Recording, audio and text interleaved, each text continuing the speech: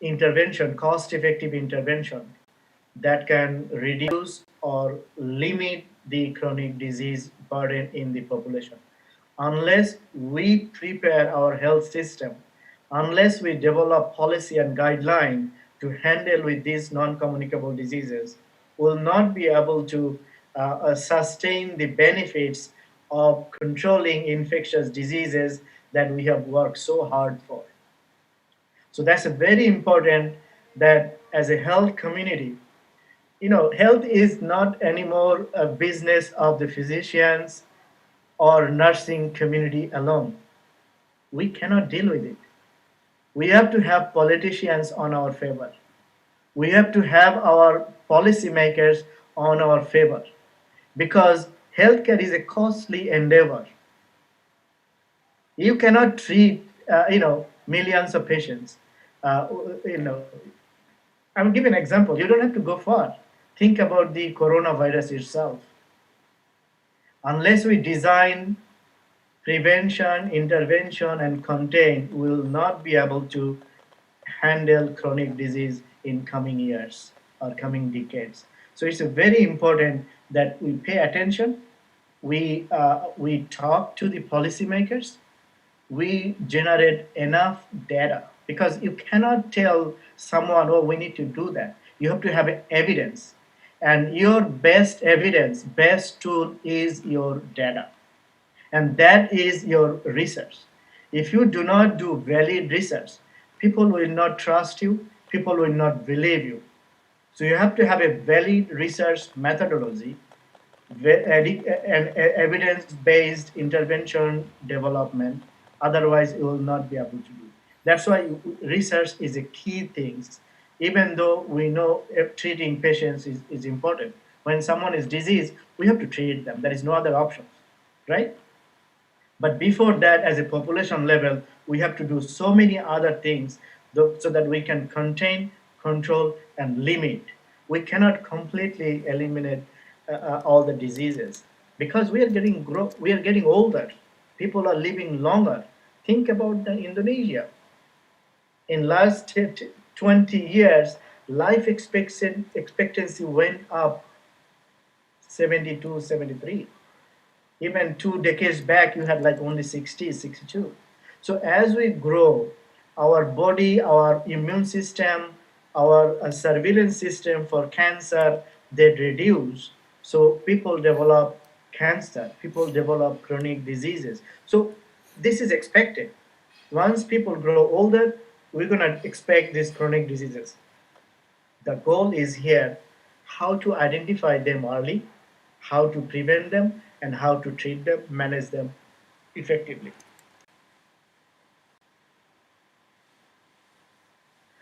This is basically this slide, you can ignore it, but this is the reason why we are having so much chronic disease. Why?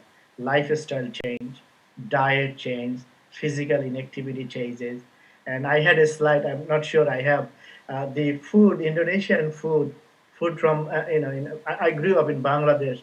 So now I love food. Whenever I go any other country, I try to see what their food is.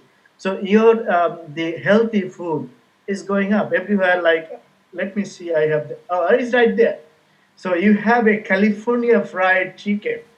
So our food habit is changing, our lifestyle is changing, social dynamics is changing. So we have to take care of all these things. How we can manage our system, our healthy system, so that we can develop and control chronic disease as we have done and done very successfully in infectious disease controlling. So what do you do? Now we know that we are facing these in non-communicable diseases. We had these infectious diseases. Still, we have some. Like malaria is still there. Tuberculosis is still there. This is unfortunate that we have a cure. This is one of the disease I have extensively researched. Multi-drug resistance tuberculosis. I have done so much work on that area also in Caribbean island, in Indian continent. Um, we have a cure, we have drug. Still, we cannot control tuberculosis. It's unfortunate. Look up the multi-drug resistance TB. Why we are is going up like this? Why we cannot control it? So there are many things, many factors. As a scientific community, as a clinician, we have to be very careful. Anyone can be a physician when you go to the medical school. It's like any other science. You learn some basics, you learn how to read the clinical signs symptoms, you learn how to measure you know physical characteristics, and based on that you come up with a diagnosis, and there is a formula of treatment choices. You pick up on them and you treat patients.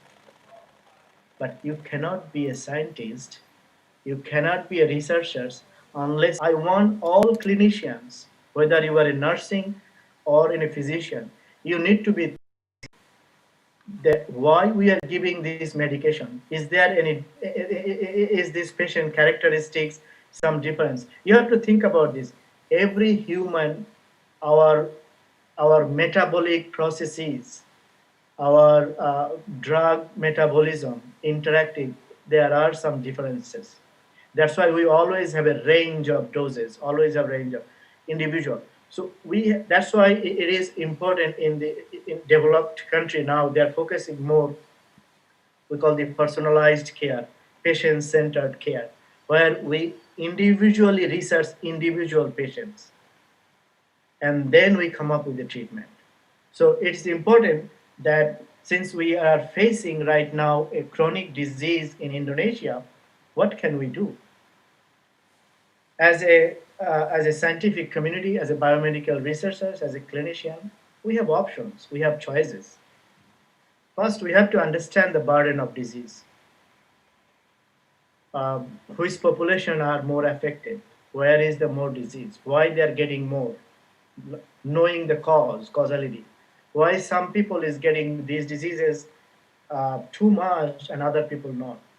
Why some people treated they get well, the other patient don't get well? So these are the questions that we have to understand. We cannot import that from developed country and apply in Indonesia. We have to understand the population health, dynamics of the population, characteristics of the population, their behavior, and then act on it. That's why it is very important that we do disease burden understanding, and then we synthesize the causal association. Then we come up with a effective, cost effective. Definitely, it has to be cost effective. If it costs too much money, no government will fund it, and you cannot afford it. And also, you have to take into context of the culture, context of the lifestyle, etc., and then come up with a with intervention. So if we are want to do that and impact the quality of life and improve the lifestyle of population, then we do not have choices but focus on biomedical or research on chronic diseases. There are many chronic diseases. I don't want individual be expert on many diseases. You focus on one specific area. Let's say cardiovascular disease, hypertension, or cancer. Pick up one and see what can be done best given the context of the Indonesia. So it is always important that you think your way, you think your within your infrastructure, you think how your health systems are prepared. So that's how you have to think, not borrowing ideas from other countries and other population. You can read, you can understand, and if something is effective, you can try and see whether that works for your country. That is also a different kind of science that you have to go through. So the problem with the chronic disease is multiple factors. Some of these important is that chronic disease doesn't exist alone. Remember I gave you the one every one third of U.S. population having chronic disease.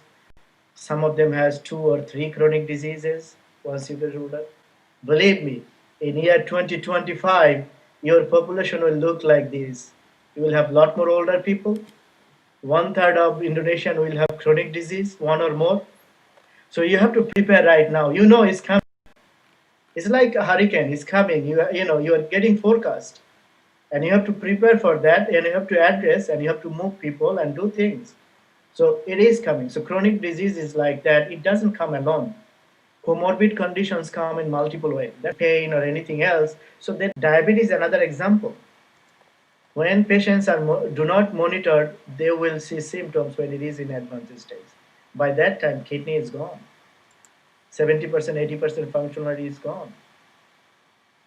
Um, you know, heart disease is there, hypertension is there. So these are the facts we have to deal with it. We have to educate the patient, educate the population, not the patient, I take that back. Educate the population in general. Sini ya, atau mau pakai karpet?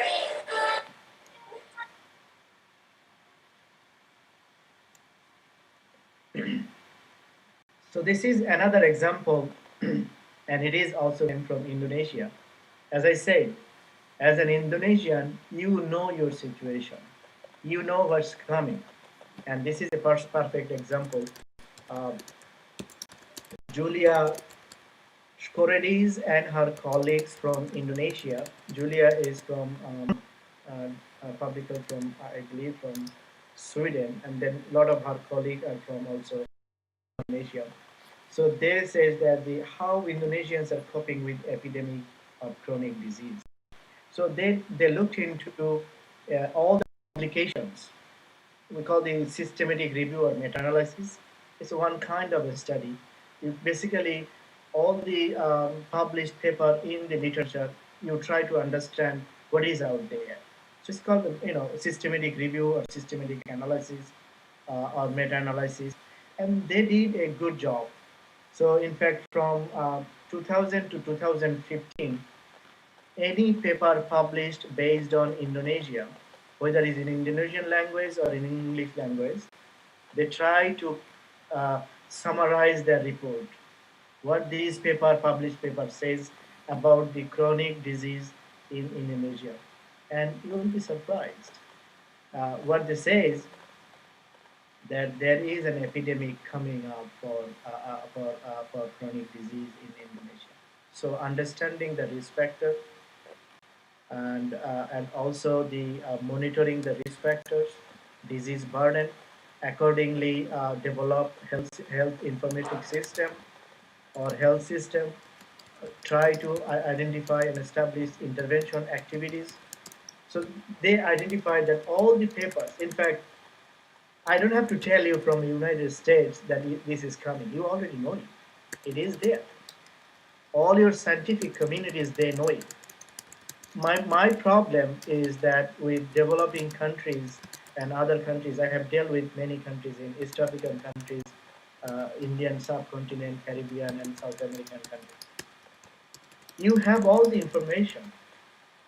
I'm not sure why you are sitting on that information. You are not acting on it. You need to do a revolution from the scientific community. Look, this is coming. All the policymakers, all the government institute, please pay attention and focus on these areas. So that's why I'm saying you have all the data. All you have to do, summarize it and present it and make your case to the policymaker that it is coming. It's not anymore fallacy. It's not anymore dream. Oh, I'm thinking. No, we're not thinking. It is a fact. It is coming. All right. So that's I try to break down my presentation in multiple sections. That was in my mind that this first section I wanted to give you a very brief information about the NCD in Indonesia. Uh, to make that a case, I wanted to show some of the numbers and data from the United States, and I wanted to show some of the publication from the data from the Indonesia that it is a problem. Is we are already into the problem, but we are in a double problem because we still have the infectious diseases. Now, how are we going to deal with it? That is the big question.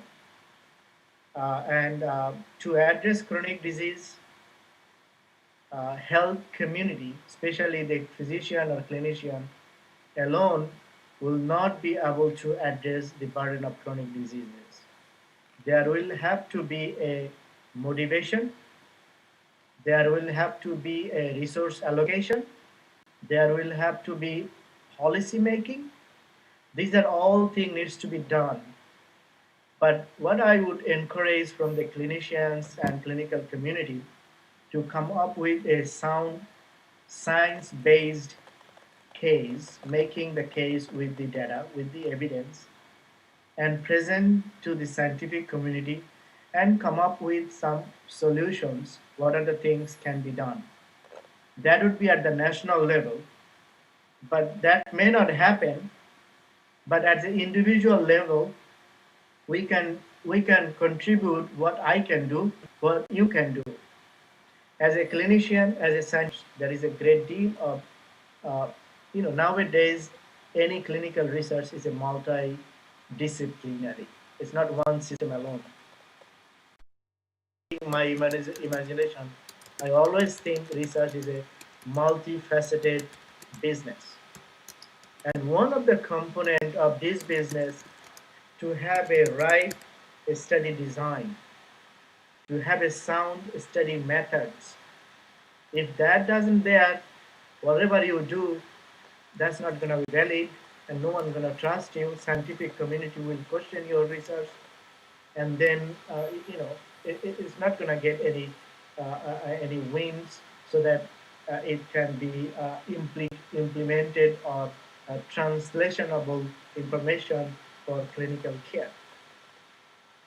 But that's why so I'm going to highlight very quickly most common study design that are being used in population health science or biomedical health sciences.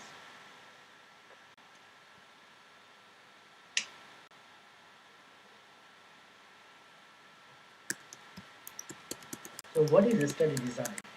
Why even we need it?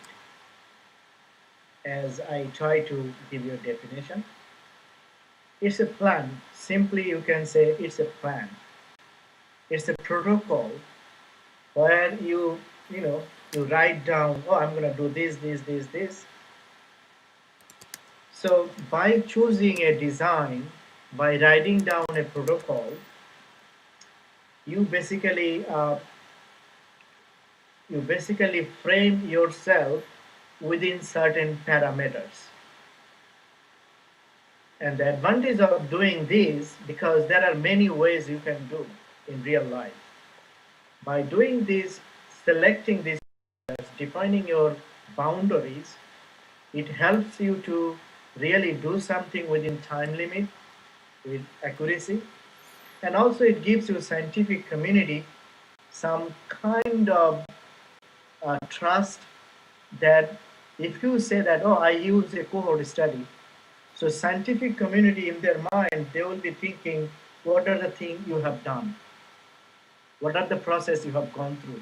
So it has some validity. So that's why it is important that we pick up a study design.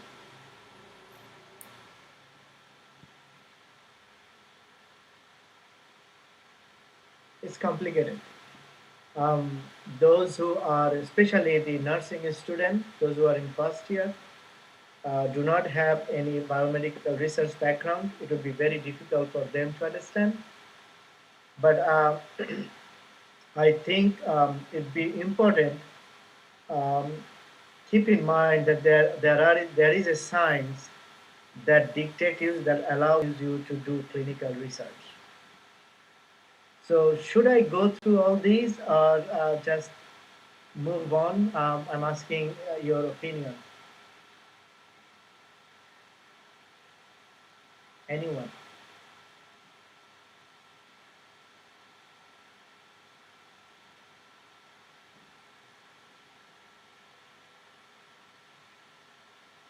No one saying nothing.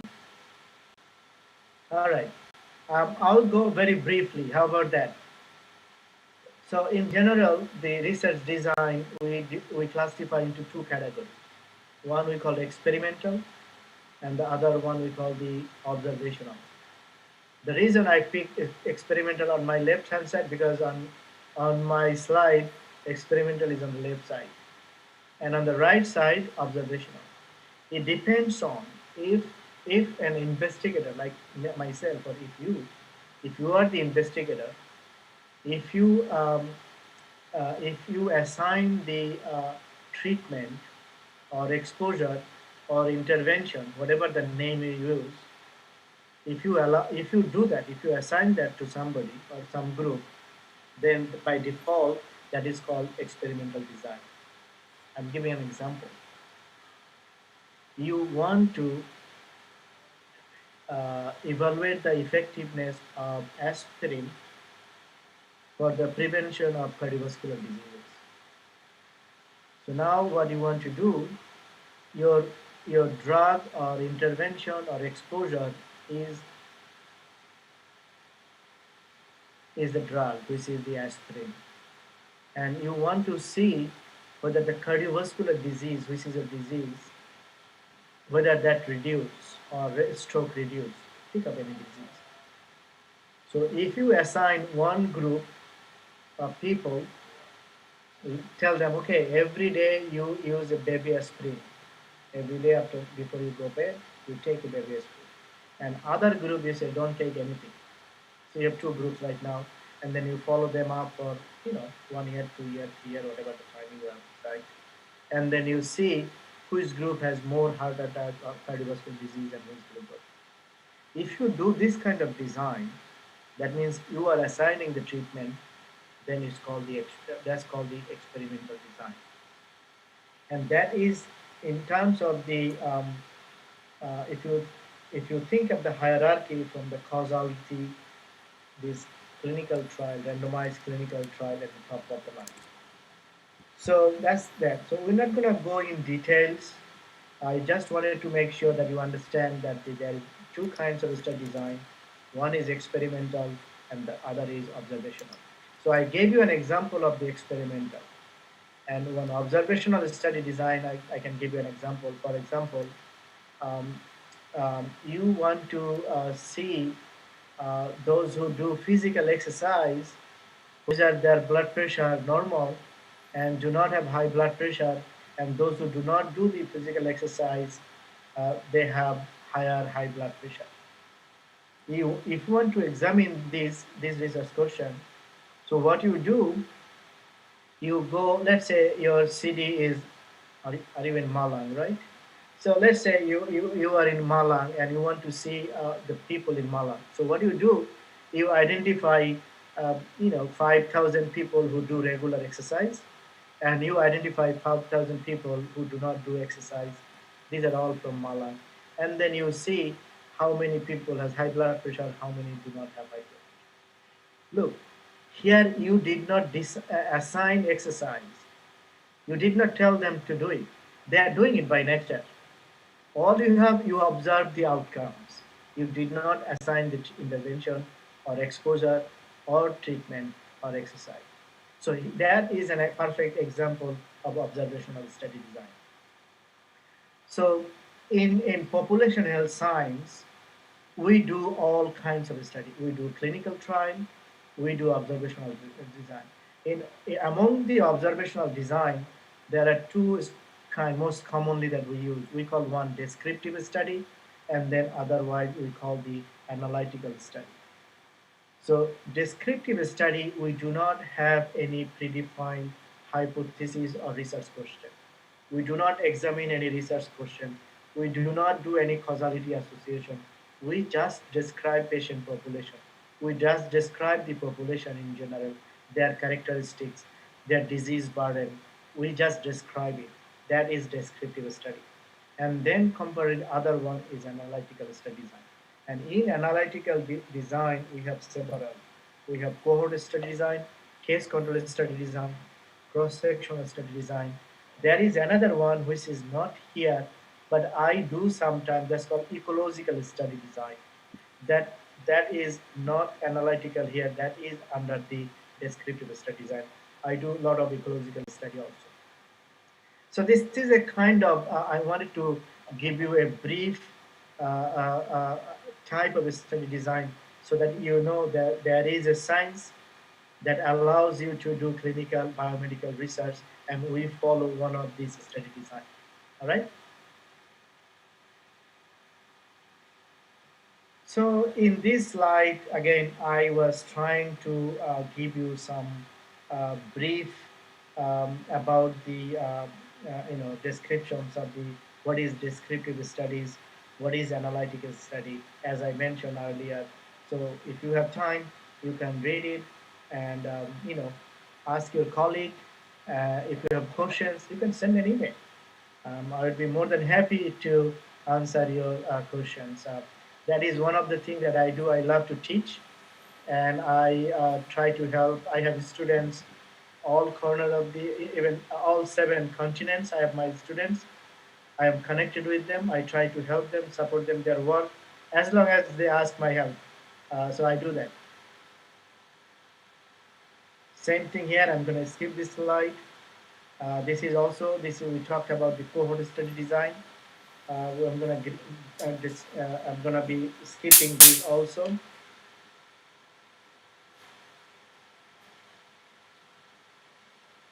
This is another study design that will follow case control study design.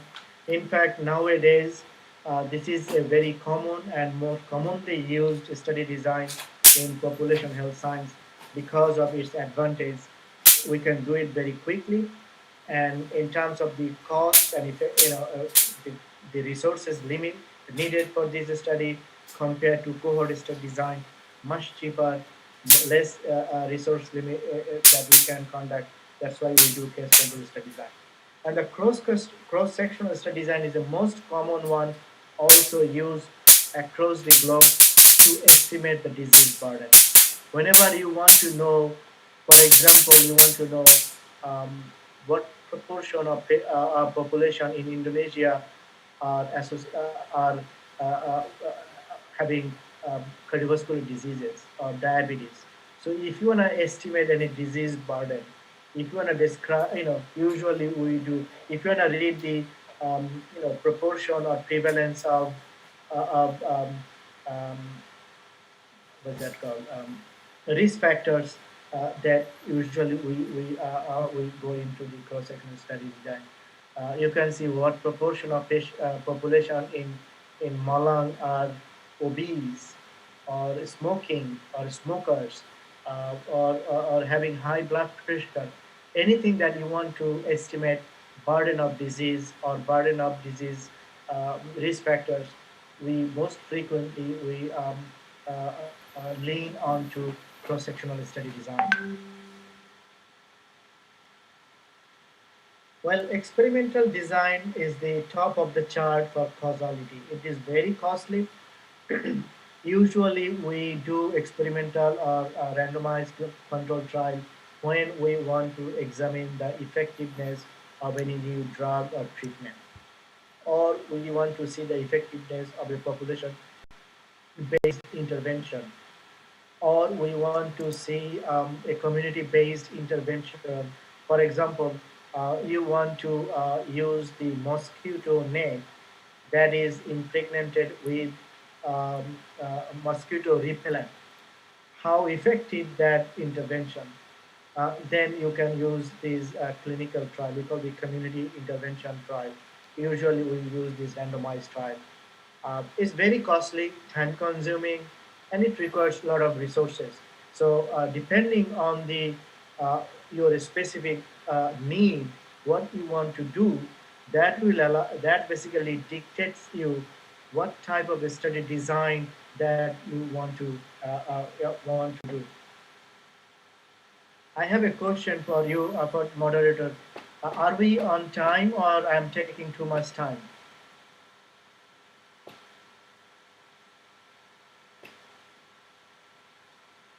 Anyone?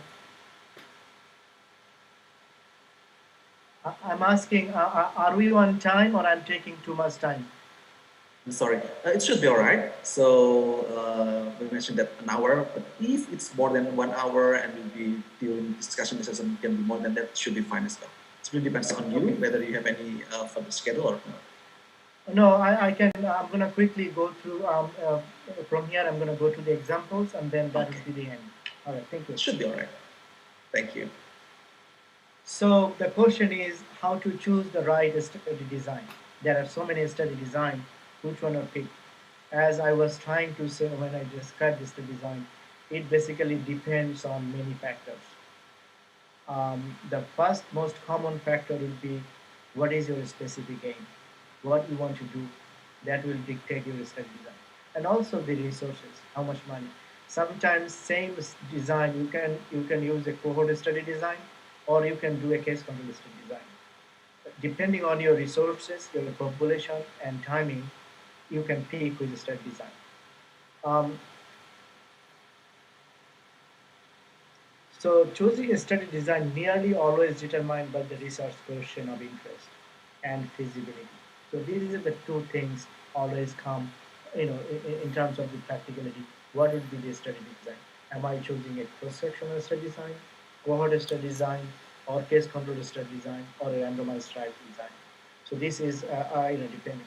But for these are, as I said, these are simple, non-complex, commonly used study designs.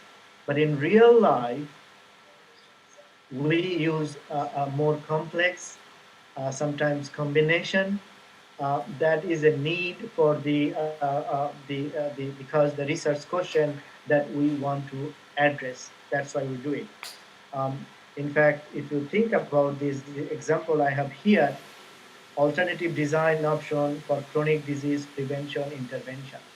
So in these, again, this is a study also um, highlighted that needs for a combination of design because the chronic diseases are, um, as I said, they're silent, they come late, and they are, the disease are not alone. Always there is many comorbid conditions, multiple disease together. So to study multiple disease, multiple risk factors, and that sometimes one study design is not enough. Sometimes we have to use qualitative, sometimes we have to do quantitative, where we need to interview patients, collect information. So that's why it's a emphasis on mixed design or combination of design. That is important. So this is another design. They use chronic disease using basically the routinely collected database for prescription, and they use surrogate database and what kind of study design, and they use a cohort study design. And the reason they use the cohort study design, they use a retrospective cohort study design because they already had the data in the database, so they could quickly collect and use a retrospective cohort study design for that. But I could use a case control study design, and that would be perfectly all right from the design point of view. So as you can see that give it, as a biomedical research, you have the choice. But for the research question and the feasibility and the resources, you have to always pick the best one. Which one is the valid to answer your research question? This is a study design, and I'm the first author, and this is based on one of my study that we concluded in 2018. And here we use a mixed method. It's a multiple. We had focus group, we had cross-sectional study design, we had prospective study design, we have randomized clinical trial, everything in mixed in this study design because we wanted something. Our research question was so complex that one single study design would not allow us to answer it adequately. So we had to use multiple study design, a complex study design. Same study that I used, and here we use. So here we had to get information from the patients, the information we needed that is not collected from clinical care or in the database. So we had to meet the patient and collect the data. We had to get information from the physician, oncologists that treated these patients. So we had to talk to them. It's a very complex design, so we had to do that. This is another study design that I used mixed method here, and I wanted to see how patient copes with their cancer diagnosis. As you know, especially lung cancer still is a disease that patients less than one third patients survive. Um, Basically within a year, two-third patient die. It's still a fatal disease, still. And if someone is get diagnosis, how they deal with these diagnoses in terms of the mentally, in terms of the health-wise. So that's a very new thought. We wanted to find out what patient thinks and how they cope with it. As a clinician, as a researcher, we have ideas, but that idea is not the same because I did not go through this process, so I would not be able to imagine. I'm giving you a perfect example. You know, in Ramadan we do fasting, right? And the fasting is one of the five pillar fundamental job that as a Muslim we have to do. And because I'm the Muslim, I was in East Africa. I was most likely in Uganda or some other country where they have Muslims and Christian 50-50. So one of my colleague in that country, he's a Christian. He asked me, why do you do fasting? So I explained to him, this is one of the fundamental things that we have to do. But in addition to that, I added something. Look, it gives us the some of the feelings. If the people poor, those who do not have the food, how they feel about it. What's the feeling if you do not have? How hunger is feeling about it? And then he told me, no, no, no, no, no, no. As a Muslim, because you are a rich person, you know in your mind that right after iftar you have a lot of food and better food are waiting for you. But someone is poor who do not have the food, he don't know when the next meal is coming. So there is a desperate disconnection. As a clinician, as a physician, we can understand, we can have certainly understanding about the disease, pain, suffering, and other feelings. But we really don't understand what patient is feeling. That is not possible. So that is the gist of my study. I wanted to see how patient deal with it. It is, in fact, this is one of the first kind of a study in the United States, and I assume maybe in the world. This is kind of a study. We wanted to see what patients feel. So we had to do a different kind of study design. Again, this is another study design, and this is, I'm one of the pioneer faculty member in the US, funded by the PICO. We wanted to see how patient-centered research can be developed in the country. As a physician, as a clinician, we know that our job is to keeping patient alive. Surviving is the best tip. We keep them survive, right? If a lung cancer patient comes, cancer will tell her, doctor, you decide what medicine you will give me so that I can live, right? All patients don't think like that. So as a clinician, we don't know. We never ask patients, what do you want? And this is the study, that first study that I did, how patients want to see what they want, what the outcome they want from the treatment of lung cancer. They want to live, they want to live a quality life, they want to live certain kind of expectations. No one has asked this before. And this is the first study that we have done. And to do this, we had to do a lot of a complex study design. Same like the one. We wanted to see whether patient has any preferences, any choices in the treatment options. You remember I told you that non-communicable disease don't come alone. It always comes with many other diseases. How do you do a study that if you want to do that? So that requires certain complex study design. So just simple study design will not help us. So in conclusion, selection of most suitable epidemiological study design for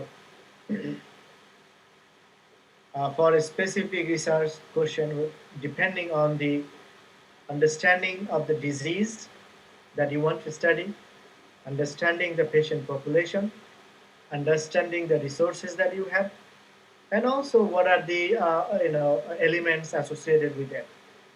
So whether you want to burden of the disease, you want to know the disease prevention strategy, or you want to know the outcomes. These are all come into the play to decide what would be the study design.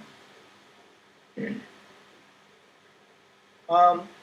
you have to also understand this study design has its own strength and weaknesses, and how valid result you need to make the decision. That will also allow you to do pick a study design. Let's say you wanna uh, test the effectiveness of a new cancer drug, which is a life and death situation, right? You want at this time you want a very valid, precise result. You ought to do a clinical trial. A observational study design will not do the job. So that is important. So study design ultimately depends on the research question or what you want to do, and also how much resources or feasibility given your context. I alluded this that conventional, most common study design may not be adequate to address the uh, chronic disease or non-communicable disease issues. But if you want to estimate the disease itself, or you want to see the prevalence of the risk factors, then simple cross-sectional study design will do the job. Otherwise, if your research question is complex, then you have to uh, develop or choose a complex study design. And I personally prefer mixed methods because it has advantage. It allows you to collect additional data so that you can be innovative. You can answer a new research question that no one has done it. So you can be pioneer in your area. So that's very important. I have no other slides. So that was my last slide. So now is open for questions to you. I hope it was, helpful for you. Yep. Thank you very much, Dr. Islam. So it is really helpful and really beneficial for our students. Please give a round of applause to Mr. Islam, even though this is online. Right. So, Dr. Islam, there's some question already. So, at least I have five question, or maybe seven. Yeah, six, seven. I got one more question. But the question, the majority of the question is in Bahasa, not in English.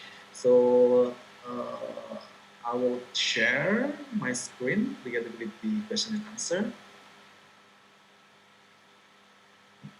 So again, I will translate the questions from the students. So the first questions is coming from Intan Idea Pratiwi. So he asking about the effect of COVID-19 to the diabetes patient. Does the COVID-19 can make the diabetes condition getting worse? So that's the question, Dr. Islam. Oh, So that's a the very effect good. of COVID. Yeah, it's a very good question. So first of all, I have to tell you that I have the advantage of being a physician and practicing infectious disease and cancer. This is one of my expertise. So um, we in fact we do not know a lot of effect because, as you know, COVID is a very new disease. It's in a couple of months old. So there are a lot of research studies are coming out. If you read the JAMA, because I get every JAMA published, I get right away all this. So I had chance to. This is one of my job. When I go bed, I use my iPhone and read through all those new published papers. So there are a lot of information yet to know about the impact of COVID on different health issues. What we know about the COVID, um, it is a disease, infectious disease, that impact, even though respiratory tract is the main target organ, but in fact, it kills most people by altering or overacting of our own immune system. Those who understand the immune system of human body, you will understand. But I don't know how I simply can say. Basically, if overwhelmed our immune system, or whenever a virus, any foreign body goes into our system, we have a surveillance system in our body. They detect these. These are called white cells, right? There are white cells, the T cells and B cells. Anyone know the basic science of Yep. hematology? So Yep. these surveillance system detects this virus and try to control, and then once they detect, they secrete many chemicals in our body, to limit or to control the effect of this foreign body. But this virus is so notorious that our body system, it's like a hypersensitive reaction, like allergy. So that's how our body system. So that's why people get the lung system. We need the artificial system because it's overwhelmed with the cellular and the cellular system. So it makes sense that if a diabetic patient get the COVID-19, it's an infection disease. So you have to apply since we do not have evidence, big research yet. So you have to still use our infectious disease, existing infectious disease principle, that how this can think about this. All the disease, especially diabetes, if they are not controlled, they are more prone to infection. They are more prone to other diseases. So basically, you have to think about other viral diseases. So yes, certainly it will have impact. But what is strength? How much risk? We don't have I have not seen any published paper yet. So we have to wait for that study. And this would be a good study if you want to do. Right, good, good. Yeah. So let me make a brief in Bahasa. Is that okay, Dr. Islam? Okay. Yeah, sure. Jadi efeknya pasti akan berefek Bapak Ibu. Cuma seberapa besar efeknya, kemudian seberapa jauh sih nanti efeknya itu masih belum ada publikasi terbarunya. Dan itu kalau Dr. Islam menyarankan itu misal mau diteliti terkait itu sangat luar biasa sekali. Ya, oke. Itu pertanyaan yang pertama. Kemudian, so now we move to the second questions, which coming from Mr. Husin Ainul Yakin. So he is asking about the tips and tricks how to do a research in this pandemic situation, especially in Indonesia, that the number of COVID-19 cases is higher and higher time by time. So do you have any tips and tricks how to do a research in this pandemic situations? One thing I can tell you based on my experience, research is a ongoing process. You cannot say, oh, I'm going to do research today and then no, I'm not going to do tomorrow. That's not how it works. For us, we have also COVID cases. My work is not stopping. We do not have, at our hospital university, because of the COVID, all the non-essential research, we halted. We do not go to the patient, we do not collect any new data because we don't want to put the individual work with me and also patient at higher risk. So that would be one thing we have to. But there are not many other research that we can conduct. We call this secondary database. We can also use the existing resources, continue our work, but we have to wait till the COVID emergency situation over before we go in full bloom research. But I think at this time we have to be very innovative. What would be the best way not to get into COVID situation, put myself or yourself at risk, at the same time patient and other at risk. So that's the thing that we have to think about it. But there is no other tips I can give you. But yeah, one thing I can tell you that you cannot stop work. You have to continue working. Even a smaller scale, even from home. A lot of things now we can do electronically, and keep going on so that we keep our. It's like it's like an army when they go army for war. They have to round the year. They have to practice the army war game. Otherwise, when they go to the real war, they're not going to be able to fight. So as a researcher, we have to keep our weapon sharpened. We have to keep working on different angles, different ways, so that we can be ready when the time comes. We can go back and do the job that we need to do. Right, good. Thank you very much, Dr. Islam.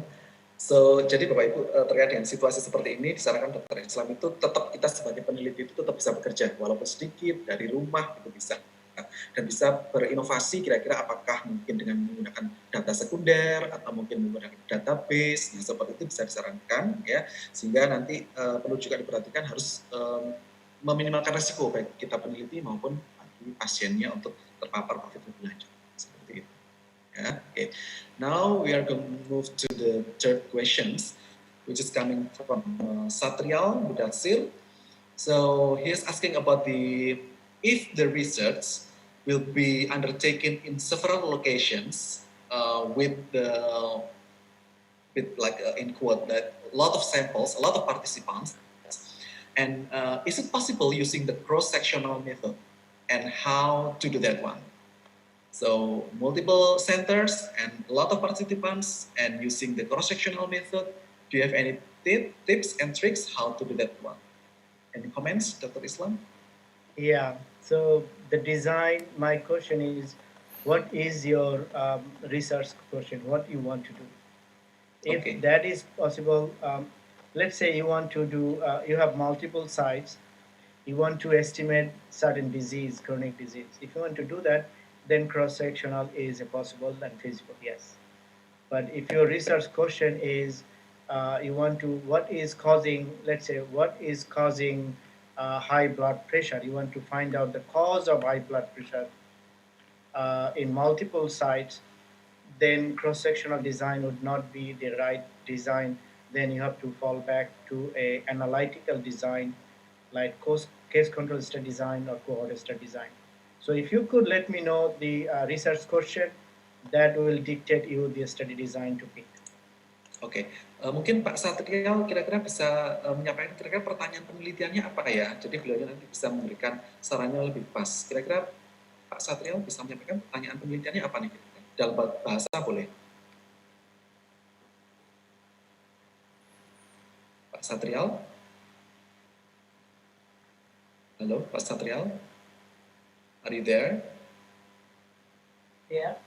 Ya, bisa lebih ini Pak, pertanyaan penelitiannya apa? Jadi nanti saran dari Dr. Islam mungkin bisa lebih mengarahkan. Ya, misalkan membandingkan perawat dalam perawat IGD di beberapa rumah sakit begitu. Mau membandingkan apanya? Ya. Membandingkan dalam hal? Kemampuan dalam melakukan tindakan misalkan. Misalnya perawatan COVID-19 gitu kali ya? Iya. Okay, so he want to know comparing the competencies of nurses working on ED, how to provide care for COVID-19 patient. So Yeah, he want to make a comparison. Yeah, if it is competitive, you could do a cross-sectional because you want to comparing competency of nursing student, those who are working at the emergency. So now we have to know what two comparison group. So in comparison group, he needs two group, and depending if you want to know which group is doing better and which has better competency than other, if you want to do that, yeah, you can do a cross-sectional study design. Yeah, good. Thank you very much. Jadi bisa Pak ya, jadi bisa dengan menggunakan cross-sectional study. Now let's move to the next questions. Let me share screen. So the next question coming from Ibu Fajar Mulia Dewi. So she's asking about the innovation. What kind of innovation in chronic care management if it's not always based on the clinical education and changing the lifestyle habits. So he's asking what's the trick based on the current research of the evidence in-house actually to manage the chronic care disease despite of clinical education and change lifestyle. Is there any other tips or any other activities or program, for example, how to manage the chronic care disease? Yeah, so chronic care, as I said, that um, depending on, there are many chronic diseases. Each one has a different outcomes, different nature, different cause. Some of them are associated with the lifestyle. For example, those who are smokers, they are more prone to stroke, hypertension, diabetes. So that's a smoking is a big risk factor, and there are many cancers that are associated with smoking. Many developed countries, smoking in public places is almost none. I mean, if you think about Europe and US, it is legally banned, but populations are also motivated. Um, so there are some, it's a combination of effects that we need to do. One of the things that I always make, there is not a, because if you think about the causal association of chronic disease always, most of the chronic disease are fits into a multi-causal disease model. So one disease has multiple causes, right? So, for example, hypertension, it has multiple causes: smoking, obesity, diet, right? Not doing exercise. So there are many, many causes. So if you want to address these, these each cause, then you have to come up with different kind of intervention. So one intervention will not take effect. Let's say you reduce smoking 100%, still people will get hypertension because they're obese, their diet is not there. So the trick is here, um, the healthcare system designing to take care of chronic diseases, which is more into preventive mode, meaning you have to you have to have a very good preventive care model at the early diagnosis, so that you do not ended up with costly and very difficult interventions. For example, if someone is a stroke or someone has other cancer, it costs a lot of money to treat their patients. So it would be the trick would be here. There is no easy job. There is no easy task. You have to work with the population and the health system, at the same time policymakers. There is a great deal of collaboration. All these sectors would be important for preparing a bigger epidemic that you are forecasting that is coming for Indonesia. Right, good. Thank you very much, Dr. Islam. Jadi disarankan lebih pada preventif sebetulnya. Jadi preventif, kemudian deteksi awal langsung bisa melakukan pencegahan biar tidak menimbulkan kondisi yang lebih lanjut. Dan disarankan juga dengan policy maker, dengan pemangku kebijakan, itu juga penting sekali, dan juga bekerja dengan masyarakat. Ya. Okay. Now next to the things which is coming from Gusti Ayu Utudewi. Pardon, sir, can you give us some suggestions for what a good study design to penetrate international journals, sir? So actually, I think this one is like how to, what's the tips and tricks so that our work, our research can be easily published in international journal. Do you have any tips and tricks, Dr. Islam? That's a very, it's unfortunate that that the publication from country like Indonesia, some many other Southeast Asian countries, African continent, South America is very low. There are multiple factors. Number one, the primary research is low number compared to developed country. The other problem is the language issue. The thing that I always advise, work in collaborations with English speaking countries like US, UK, and other countries where you have good career researchers so that you can work with them, learn with them, and get published. For example, I'm working with Rwanda, so we just submitted a big proposal with 5 countries: Rwanda, South Africa, Tanzania, Kenya, and Morocco. So 5 countries. We submitted a big grant, like $5 million, and we do not have any collaborative publication together. So what I asked Ugandan partners, uh, provide us all your national breast cancer related data, and then we're going to get published together. So they do the most of the work, and what I do, I guide from here, so that they can learn and they can do, and I can support them. So that's how. This is one of the technique that I work, and it works very well.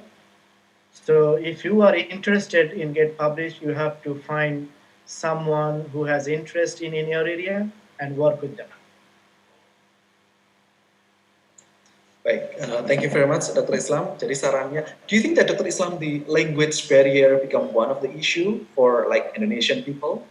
Yeah, it is one of the issue, no doubt. Oke, jadi disarankan memang tidak banyak katanya beliaunya penelitian-penelitian yang bisa dipublikasikan dari negara-negara seperti kita, negara berkembang ya. Saran beliaunya adalah berkolaborasi dengan beliau-beliau yang sudah memang pengalaman semacam kayak Dr. Islam seperti ini, jadi berkolaborasi dengan beliau-beliau yang sudah punya pengalaman di publikasi. Okay. Now move to the next questions, which is coming from Ms. Ainun Jahriyah, asking about on the epidemiology sides, what is the solutions so that the CDC cases can be reduced, especially in Indonesia within this COVID-19 pandemic. So, in epidemiology sides, what do you suggest that the number of CDCs can be reduced, especially in this COVID-19 situation? If I ask the question is how we can reduce the COVID-19? No, the CDC, focusing on the CDC, the chronic disease, how we can reduce, especially within this pandemic situation. Oh, I see. Well, you have to think. The one thing that I always tell everyone: you do not think COVID-19 is a dramatic that human population we never seen and deal with it before. This is not the first major epidemic that we have seen. This is in last 100 years. This is the biggest one. But think about it. We had a lot more. Think about plague. We had you remember the Spanish flu, right? A lot of people died. So the COVID-19 is an infectious disease. So we have to deal with it as we dealt with many other infectious diseases. Think about every year we have influenza globally, and it kills a lot of people. But we learn we have a vaccine that has reduced dramatically the mortality of the influenza, seasonal influenza. And I'm sure that within the next year we'll have a vaccine, and it's going to be effective. How effective it was, 80%, 60%, 90%, we don't know, but it's going to be an effective vaccine, and we'll deal with it. But the COVID-19 will be dealt within 1 year or 2 years, that's for sure. But the NCD is not 1 year, 2 years, or 3 years. It's going to take decade to deal with it because of its slow, insidious progress. And it comes in a multiple comorbid conditions. So we have to deal with it over time. So we cannot just stop what we do about NCD. We have to continue the intervention activities as we have done, and we must continue to do that. Right, good. Thank you very much, Dr. Islam. Jadi memang berbeda konsepnya pada saat kondisi semacam kayak pandemi COVID seperti ini dengan kondisi penyakit kronis. Kalau kondisi pandemi saat ini kita sudah bekerja untuk bagaimana membentuk vaksin, walaupun kita tidak tahu seberapa efektif vaksin tersebut. Cuma kalau orang disease itu kita tidak, karena prosesnya pasti akan lama, berdekade, puluhan tahun dan sebagainya. Jadi kalau di sana Dr. Islam ya tetap lakukan apa yang bisa kita lakukan saat ini, preventif dan sebagainya, karena itu pasti akan prosesnya akan lama. Ya. So now we are moving to the next questions coming from Nikma Alfirosida, asking about qualitative research, Dr. Islam. So as you know that the Master of Nursing students, we try to introduce them to qualitative research. And the question from Nikma is, what is the challenge to do research in qualitative, especially for the young researcher in qualitative research, and what kind of the main skill that must be needed for young qualitative research, and what's the tips and tricks how to do qualitative research easily? Please, Dr. Islam, do you have any suggestions? Yeah, I'll pick the last one. There is no way to do research in easily. Research is a painstaking. It requires substantial devotion and also understanding about the methodology. So if you want to do qualitative study research, which is a very different kinds, and it requires a substantial understanding in terms of the methodology, in terms of the process, how you do that. It requires how to build your questionnaire, how to collect those information. If it is open-ended, once you information data, how are you going to synthesize these data? Whether is a thematic analysis or now we have software even. You know that there is a software that analyze the qualitative data. So those are the things that you have to understand. I personally, I'm not an expert on qualitative research, but I have done many qualitative research all my project. What I do, I always bring an expert on the topic as a co-investigator. As I said, my research is a multiple. I just submitted a project that has 25 co-investigator under with me. Yeah, you know, a lot of things you don't know, so you bring someone who knows it so that he can or she can support you. So I would recommend that as a young researchers, first you have to prepare yourself in terms of the theoretical background and work with someone who is doing qualitative research for many years and learn something practical tips. That would be the best way to go forward. Okay, good.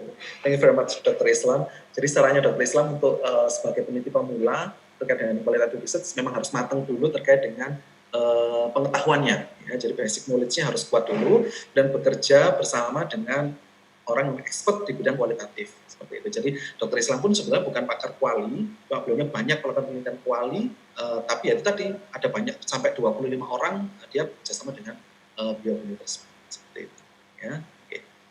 Thank you very much, Dr. Islam. So now move to the next question coming from Asih Dewi Rahmayanti. He's asking about one of the solution to reduce the NCD is working with the government, with the policymakers. So the question is, if we want to do that one, should we do a research, intervention research, for example, and the research must be done working with the government, for example, meaning that the research must be working with the government before, to show them that it is working and to change the regulations. Do you think so, Dr. Islam, that we need to, working with the government to do a research if we want to, focus on that one? One of the things that I like in my life, other than what I do for my profession, I follow the global politics. That is my own interest, personal interest. So I usually, personally, government is a machine. Most of the developing countries, I don't know about the very fundamental government structure of your country, but I know a little basics. Most of the time, they do not work for the best interest of the population. They always try to see what is best for their party, what is best for their re-election, what is best for their own interest. So, but that doesn't mean that we do not scientific community and researchers or clinical community, we do not work with them. We have to collaborate and work with them. We have to feed them. We have to give them the information because they don't have the medical knowledge. They don't know what to prioritize. They do not know how to address this one. So that's why in health system development, in health management, in any country, even in Indonesia, there must be some scientific and medical clinical personnel, those who understand the significance and prioritize the health topics that nationally will be focusing next 5 years and 10 years. That's the way. I'm giving an example from the country I born and educated from Bangladesh. Um, you know, Bangladesh is a Muslim country, and HIV/AIDS is still is a very low. We don't have that much. But the government took a plan that spent hundred millions of dollars for campaigning for HIV and AIDS prevention. When millions of people are suffering from malaria, diarrhea, tuberculosis. So why the government made this policy?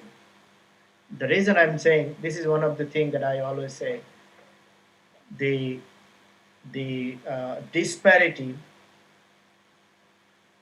in health system, health management it exists every country. So Iya kan tapi sudah selesai.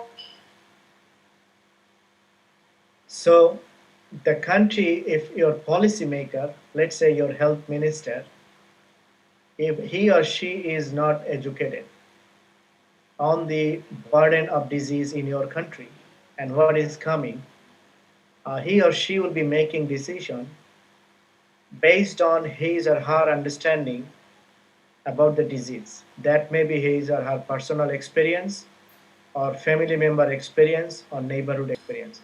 That is no way is reflection of the country's health picture. Or he can make a decision based on the funding from donor country. So the example I gave from Bangladesh, the reason the government took that HIV prevention program because donor wanted to give the money and they wanted to spend money on HIV prevention only. So sometimes policymakers have no choice. They cannot divert the money. So that's why it is always important if the policymakers or politicians are dedicated to do the good for their population and citizen, they should always depend and rely on their own scientific community in their own country.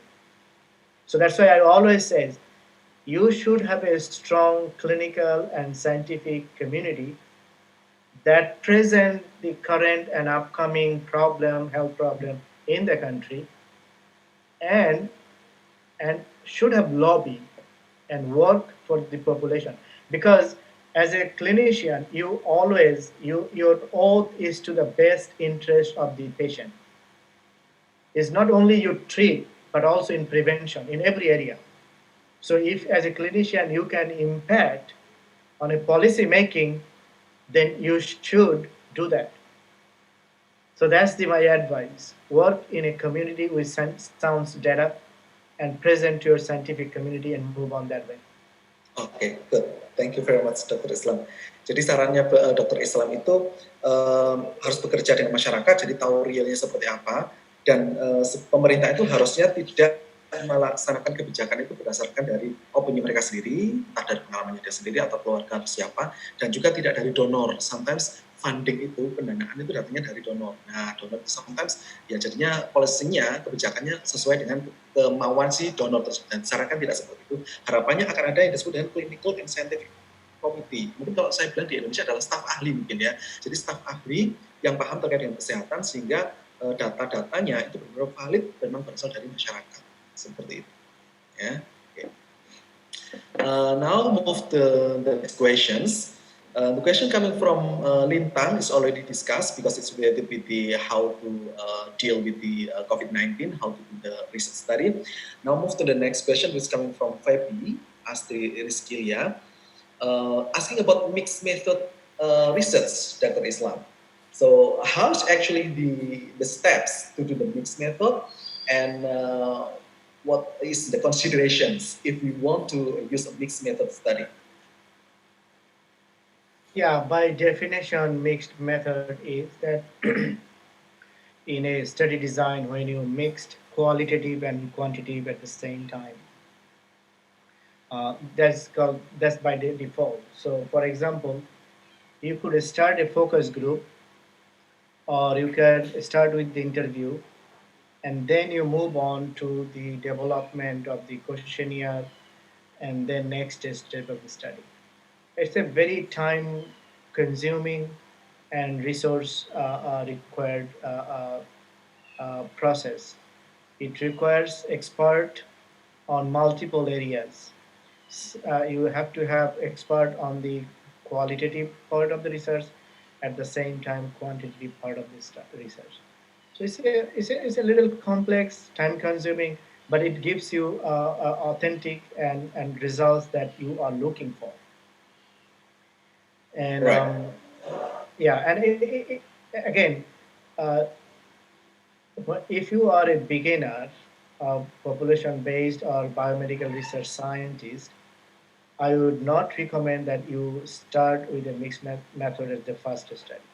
You start with the smaller project, learn from it, and then build on it. But I always, I would recommend that you at least have multiple individuals who are expert in different areas, so that you can combine the techniques and processes to develop for the study that you want to undertake. Right, great. Thank you very much, Dr. Islam. So, kalau mix itu memang gabungan antara kuali dan kuanti, jadi memang sedikit kompleks dan waktunya juga agak panjang. Jadi untuk peneliti pemula, kalau Dr. Islam tidak menyarankan mixed method, kan memang sebetulnya untuk level mixed method itu level S3 sebetulnya, level doctoral degree. Nah, untuk S2 mungkin masih yang simple-simple aja dulu. Jadi sarannya beliau sih kalau sudah simple itu banyak ya, kemudian berusaha mengkombinasikan dan meningkatkan skillnya di yang kuali saja atau kuanti saja, itu sudah banyak pengalamannya, bisa nanti naik level ke mixed methods. Okay, now move to the last slides of the questions. We still have 3 more questions. The last 3 coming from the first one is Dewa Ayu, asking about, is coming from the specialty stream of mental health nursing. She's asking about the research questions. Yeah, the research questions. How is actually to make a research questions which is a proper and good research questions, so that, because she said that the research question is the main point of the research. If we have a good research question, so the rest will be good as well. So do you have any tips and tricks how to make a good research question, Dr. Islam? Yeah, the first thing, you have to understand what you are doing. If if you are a, let's say you practice mental health, you are you are dealing with mental health patients. So over time, you will learn the mental health. Um, and you have to be an expert on the topic area. You have to know what is the current knowledge of the status of that specific topic. I'm giving an example, like if you are dealing with, let's say, uh, schizophrenia, or or depression, because that's the most common one, depression, right? So you have to know what is depression right now, what we know about its biology of depression right now, what are the treatment choices out there, and then because you have practiced, you have seen these patients, and you might find a thing that, oh yeah, you found that, well, based on my practice, like last 2 3 years I practice depression and all my patients, some of the patient has some peculiar finding, and that finding is, let's say, they are all thin. I'm making an example, and this is why these patients are thin. So this is based on your knowledge, your understanding and observation, and then you come up, yeah, some patients with with depression, they are underweight.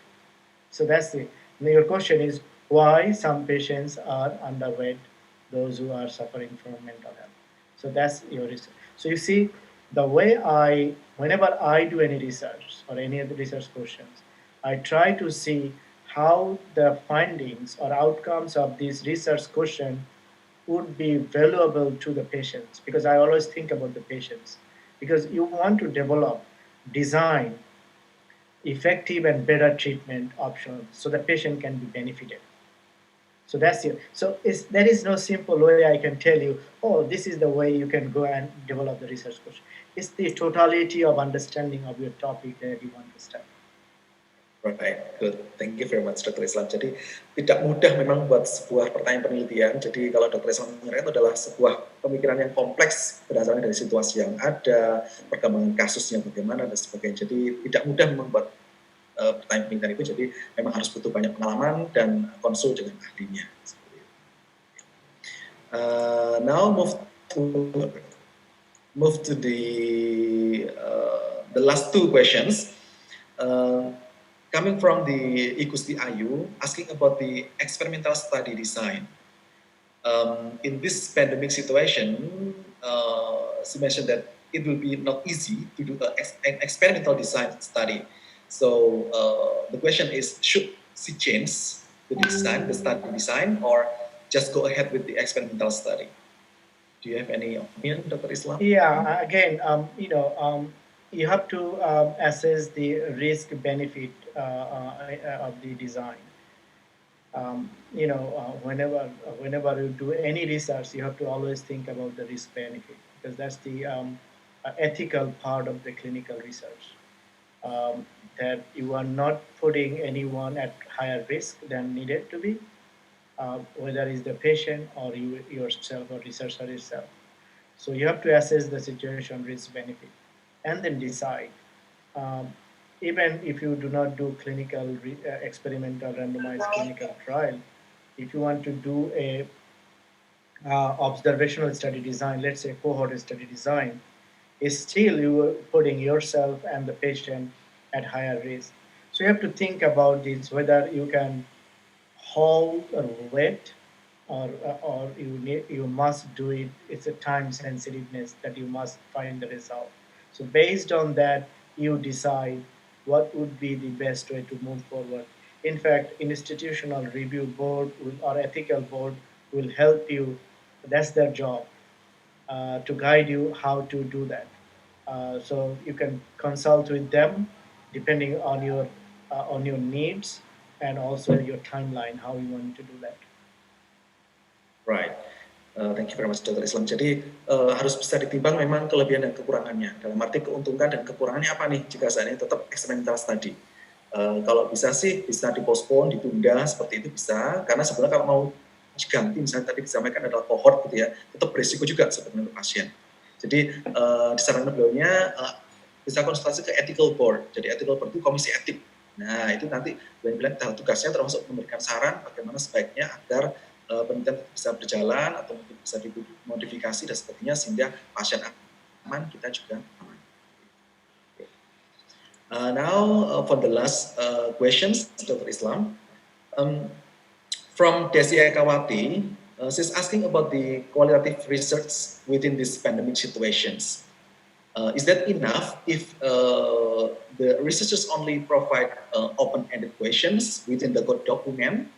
or how? Because she mentioned that it will be good for qualitative study to do in-depth interview. What about if just like providing a document like a questionnaire with open-ended questions? Is that enough for qualitative study, or must compulsory to do like in-depth interview in this Um, pandemic? yeah, depending on the information you are seeking from the patients. If the information you need to answer your research question that you are dealing with that requires in-depth interview, then you must do in-depth interview.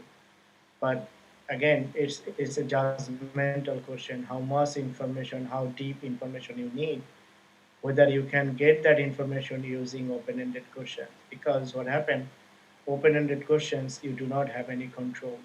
Patient will, they might write something, they might skip it, they might not answer the way you want. If it is in-depth interview, then while you have the control, what you want to get out of them. So you have to assess that and judgment, and then decide what would be the way to go. Tergantung tujuannya apa ya. Jadi kalau memang tujuannya itu bisa cukup dengan pertanyaan terbuka, maka bisa. Cuma kalau misalnya itu memang harus dengan interview, maka ya harus dengan interview. Karena kalau pertanyaan terbuka itu kita tidak bisa mengontrol responden kita. Jadi kalau interview bisa kita mengontrol, mengarahkan kemana, pinginnya kita mau apa gitu, kita bisa mengontrol.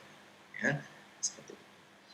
Okay, I think we are cover everything, all the questions, Dr. Islam, which is great.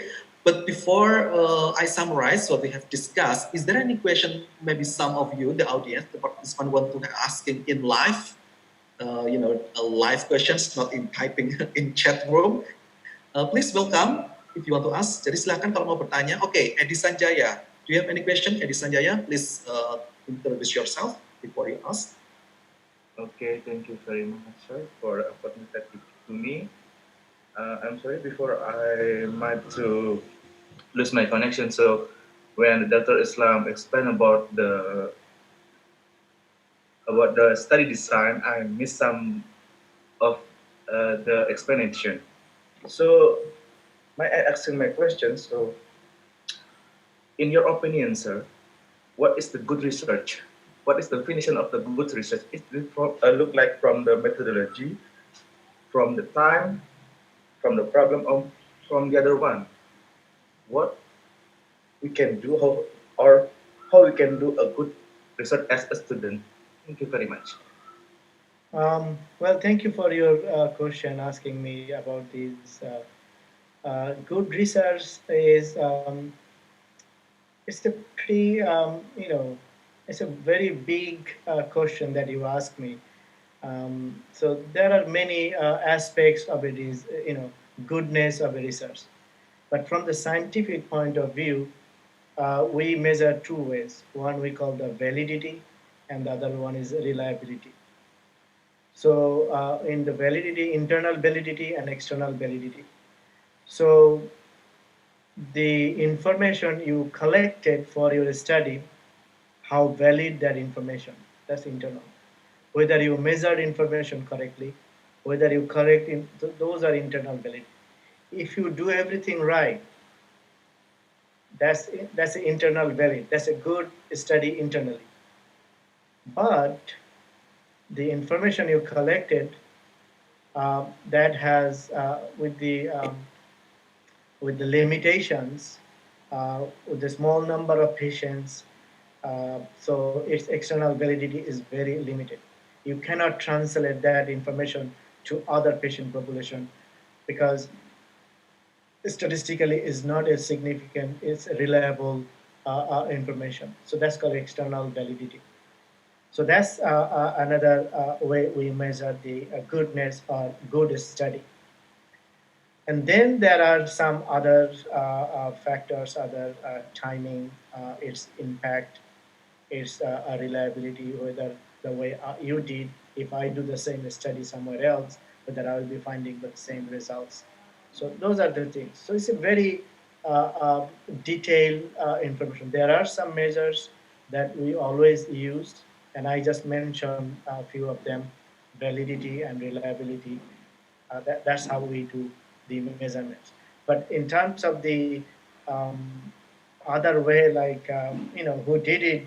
Uh, there is no other way we can measure was a good study or bad study. There is no such thing like that, other than this validity of the study. Yeah. Right, good. Thank you very much. Saya pikir sudah jelas ya. Jadi ada external validitas sama internal validitas seperti ini. Ya, okay. Any other questions from the participant from the floor, please? Enough? Right. I think it's better to summarize, Dr. Islam. So first of all, that we all agree that research is very important, that it can change the health status of the population, the entire community. And the policymaker have a big roles on that one, and research can influence how the policymaker can make a decision regarding the policy. And young researcher, as Master of Nursing students, we should start from the beginning, like something small, easy, not really complicated, and then we can build up and build up so that you can have more knowledge and skills in doing the research, so that you can do a mixed method or whatever you want, right? And then related to the COVID-19 situations, we should have innovations and take the measure the risk if we want to continue the research design that we want to use, or we can change or maybe postpone. I think that's the main issue that we can cover up during this study generally. Again, thank you very much, Dr. Islam, for your time, for your expertise and skill. But before we end up, I would like to say hello to Dewi, because I think Dewi is in here. Dewi is the most valuable person in this agenda, in this meeting, in this activity, because she is the one who are connect us with you. So, Ibu Dewi, are you there? Can you please say hello to us? Oh yeah, thank you, Pak Suryanto. Yeah, it was nice to see you all, the master student and also Dr. Islam. We have been quite awesome time to discuss and then everything that come up with the several idea. And I personally do hope that we will have the collaboration in the next couple of years, because as you know that we have quite a lot of how can I say, faculty member that have expertise in their field, so we can move forward with the specific topic for research, of course, and then is there any availability for the student to come over or join with us? So we would like to have that conversation too. And as always, Pak Suryanto is the best moderator that we have ever had in our school. So you're very nice, and yeah, I'm very glad today. All right, Thank you. Good. Yeah. Any comment, Dr. Islam? Well, I like your first name, Suryanto. All right. Well, Surya means sun, the sun. Yeah, Surya means the sun. Yeah, so always shining to people around. That's nice. This is one thing I know. Munir, my name is Munirul Islam. So Munir is Arabic word, which means also brightness of Islam. All right. Good. Subhanallah. Right. Thank you so much. I appreciate your help. And I wanted to thank you, Devi, for helping to connect me and setting up this. Otherwise, probably this would not happen. So really, thank you, Devi, and your nice and wonderful, delightful, moderating. And I wanted to thank you to all the audience for taking their time and listening me for last 2 hours. I hope all you will be safe, and so long. Assalamu alaikum. Waalaikumsalam. Dr. Islam, before you leave, could you please, take a picture? I mean, using screenshot. So yeah. So please, all the participants, could you please, turn on your video camera so that we can take a picture, to make a screenshot of all today's sessions. Ibu Henny mungkin bisa membantu, atau Pak Andres untuk membantu untuk membuat screenshot. Bisa dikomando, Mas Andres mungkin atau Bu Henny, silakan. Yeah, I will take a picture. Oke. Slide 1, screen 1. Bagi yang perlu dinyalakan, silakan dinyalakan kameranya ya.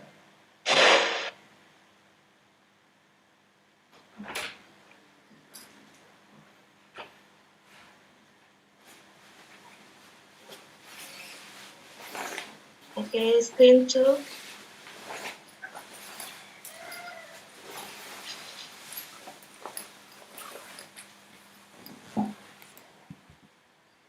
Screen 3.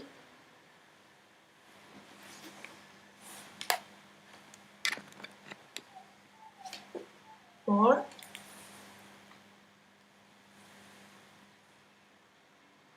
Five. And last screen. Thank you, Pak Suryanto. Alright, thank you very much, Ibu Henny. Thank you very much. Stay safe and stay healthy, Dr. Islam. See you Bye-bye. in the Siang. other agenda. Thank you very much. Thank you very much. Thank you. Bye. You may leave because we still have another session, the evaluation session with the students. Thank you very much, Dr. Islam. Oke, baik teman-teman semua, Bapak Ibu semuanya, ini menyampaikan saja bahwasanya Ibu Dewi adalah salah satu staf di keperawatan. Beliaunya saat ini sedang mengambil S3 di Amerika, S2-nya beliau juga di Amerika, saat ini kalau sudah finishing ya Bu Dewi ya, sudah setengah terakhir ya, sudah mau selesai ya untuk Bu Dewi. Jadi mohon doanya buat teman-teman semua dari semuanya, Bapak Ibu semuanya agar Bu Dewi bisa menyelesaikan S3-nya dengan lancar dan tepat waktu seperti itu. Amin ya rabbal alamin. Oke. Silakan Bu Dewi jika mau izin live, Oke. sudah saya lihat izin live ini. Ya, saya izin ya. Terima kasih ya. Terima kasih Bu Bye. Dewi. Oke ya, bye. Baik, Bapak Ibu semuanya, untuk selanjutnya adalah sesi evaluasi yang akan disampaikan oleh Ibu Henny Dwi Windarwati. Kepada Bu Henny, saya persilakan Bu. Ya, terima kasih banyak Pak Suryanto. Selamat ya kepada teman-teman sekalian yang sudah mengikuti kegiatan Stadium General. Saya pikir ini sesuatu yang sangat positif dan kami berharap nanti teman-teman bisa menggunakan ilmu ini dalam proses pembelajaran selama ada di program magister. Baik, ada beberapa hal yang ingin saya sampaikan karena tadi teman-teman sudah melaksanakan atau mendengarkan seluruh ilmu, maka kami akan memberikan nanti kegiatan evaluasi yang kami harapkan nanti dilakukan secara individu ya oleh teman-teman sekalian. Baik, tugasnya adalah bikin tips summary. Jadi nanti teman-teman sekalian membuat masing-masing orang membuat tips summary. Panjang resumenya tidak usah terlalu panjang, cukup 1 halaman saja. Jadi nanti ukurannya sudah kami tentukan. Ukurannya adalah kertas A4 spasi 1 dengan fontnya adalah Calibri size 11. Untuk brief summary ini tentu adalah ada aturannya teman-teman sekalian, jadi harus berisi pernyataan singkat berupa poin-poin utama apa yang tadi sudah didengarkan oleh rekan-rekan sekalian selama mendengarkan materi dari Dr. Islam ya. Beberapa poin yang perlu diperhatikan adalah setelah teman-teman mendengarkan nanti mungkin materinya akan di-share juga oleh panitia. Kemudian silakan tuliskan poin-poin utama yang tadi sudah saudara dapatkan, kemudian buat draft summary-nya dan kemudian revisi draft summary saudara menjadi ringkasan yang koheren. Kami berharap ini bisa diselesaikan oleh rekan-rekan sekalian, waktunya nggak lama ya karena kita juga pasti akan banyak masuk di dalam perkuliahan. Maksimal besok dikumpulkan, saya buat pukul 24.00 dan silakan dikolektif oleh PJ kelasnya masing-masing. Jadi nanti pengirimannya tidak individual, tapi masing-masing kelas ya, masing-masing kelas mengumpulkan draft summary tersebut secara kolektif. Itu barangkali teman-teman sekalian yang terkait dengan evaluasi kegiatan kita pagi hari ini dan mohon dicatat dengan baik karena memang waktunya tidak lama dan mohon digunakan untuk proses belajar menulis yang baik. Tadi banyak sekali ilmu-ilmu yang disampaikan bahwa ketelatenan, keingintahuan teman-teman ini yang nanti akan bisa menghasilkan suatu riset yang baik. Itu saja barangkali Pak Suryanto yang bisa saya sampaikan. Saya kembalikan ke Pak Suryanto. Oke, baik, terima kasih Bu Henny. Mungkin dari Bapak Ibu semuanya ada yang perlu diklarifikasikan kepada Bu Henny mungkin terkait dengan tugasnya. Jadi kuliah hari pertama sudah dapat tugas gitu ya. Udah itu kuliahnya bahasa Inggris lagi ya. Sudah dapat tugas ya. Padahal kemarin itu pada saat PAT santai kok ya kan. Nggak usah pusing-pusing dan sebagainya. Begitu hari pertama jebret bahasa Inggris kuliah asli gitu ya. Terus dapat tugas ya. Oke. Mungkin silakan bagi Bapak Ibu yang klarifikasi hanya terkait dengan tugasnya kepada Bu Henny silakan. Ya. Monggo.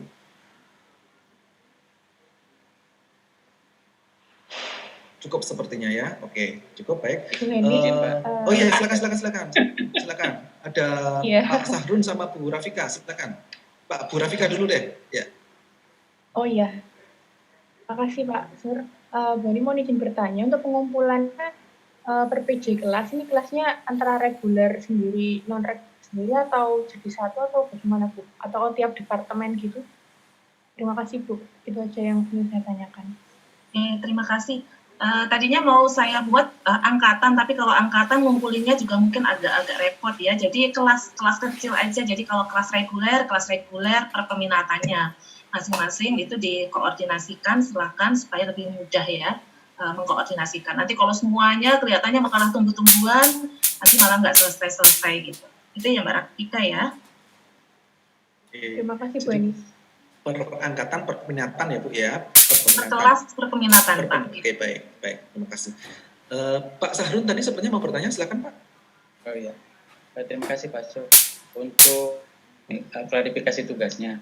Untuk yang brief summary-nya, yang kita kumpulkan ini yang di revisi draft terakhir aja kan? Apakah poin-poinnya termasuk juga? Oh tidak, draft terakhirnya tadi hanya saya sampaikan bagaimana teman-teman tahapan untuk membuat brief summary-nya saja. Tapi yang kita harapkan nanti terakhir, jadi benar-benar dalam bentuk paragraf akhirnya seperti apa. Baik, itu terima kasih Bu. Oke, baik, terima kasih Pak Sahrun. Mungkin ada lagi Bapak Ibu yang ingin bertanya, klarifikasi? Silakan Bapak Ibu. Mohon maaf. Oke, silakan Bu Ainun, silakan Bu. Iya, terima kasih Pak Sur. Bu ini mohon maaf, tadi dikatakan satu paragraf aja poin-poinnya. Berarti dia dalam bentuk deskripsi ya Bu ya. Terus kalau poin yang diminta, ataukah pakai poin 1, 2, 3 seperti kayak kesimpulan begitu kan Bu? Tidak Bu, jadi tadi yang saya sampaikan adalah bagaimana tahapan teman-teman membuat brief summary-nya, tapi hasil akhirnya adalah bentuknya paragraf. Bisa jadi 3 paragraf, tapi itu hanya maksimal 1 halaman, ataupun cuma 2 paragraf. Tapi itu berisi pada poin-poin utama yang tadi sudah disampaikan, dan menurut teman-teman itu sangat meaningful, sangat penting banget untuk selama pembelajaran teman-teman sekalian. Itu ya Bu Ainun. Jadi tidak dalam bentuk pointer ya, dalam bentuknya paragraf. Narasi Bu ya, jadi kayak paragraf gitu ya, bukan poin-poin. Oke, baik. Selanjutnya silakan Bapak Ibu, ada yang ingin bertanya lagi? Bagi yang menanyakan terkait dengan materi, ini lagi proses. Nah ini sudah Bu Eji barusan mengirim untuk PowerPoint-nya ya. Jadi sudah bisa di-download di chat room. Jadi segera download saja, karena kalau nanti sudah ditutup nanti akan hilang ya. Jadi silakan di-download. Sambil mendownload mungkin masih ada yang masih bertanya Bu. Bu Ainun silakan Bu. Lagi terkait PJ-nya nanti yang mengirimkan tugas itu dari internet kami aja Pak ya, yang memilih personalnya siapa gitu ya. Terus nanti dikasih folder apa nih Bu, biar satu folder tuh namanya sama gitu. Misalnya folder dari manajemen 2020 misalnya seperti itu. Begitu kan Bu? Ya boleh Bu, jadi ditulis aja peminatan, kemudian tahun angkatannya. Peminatan _ tahun masuknya ya, tahun masuknya. Ibu Ainun ini luar biasa loh, detail ya. Cocok dari koordinator kelas kayaknya Bu ini Bu. Sudah terlihat ini bakat-bakatnya pada saat PAT sudah terlihat ya. Cocok jadi komting kayaknya Pak. Iya betul sekali Pak Sarun, benar banget ya. Apalagi sudah mengenal Malang ya kan, alumni kita sendiri. Cocok. Jadi ya. Jadi kalau tim menemani Pak Syahrul Pak. Baik. Berat Pak. Oke. Baik, silakan Pak Ibu. Yang ingin bertanya lagi, klarifikasi mungkin silakan. Habis ini akan ada sesi penjelasan terkait dengan perkuliahan yang akan disampaikan oleh Bu Eji. Jadi jika seandainya Bapak Ibu sudah cukup terkait dengan tugas yang disampaikan oleh Bu Eji, maka kita akan bergerak ke agenda berikutnya. Oke, cukup ya, oke. Baik, sekali lagi saya sampaikan sudah ada materinya Dr. Islam di kolom chat, jadi silakan di-download. Sesi berikutnya yaitu sesi penjabaran, penjelasan terkait dengan perkuliahan di semester ganjil 2020-2021 yang akan disampaikan oleh Bu Yanati Sri Hayati selaku koordinator akademik. Pada Bu Eci, saya persilakan.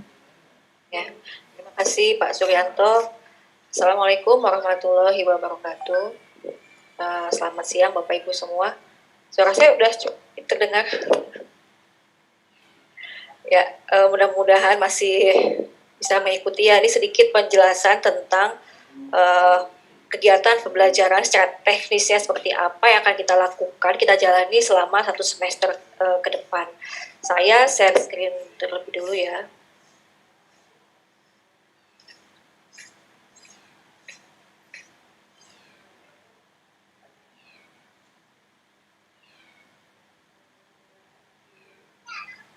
Sebentar.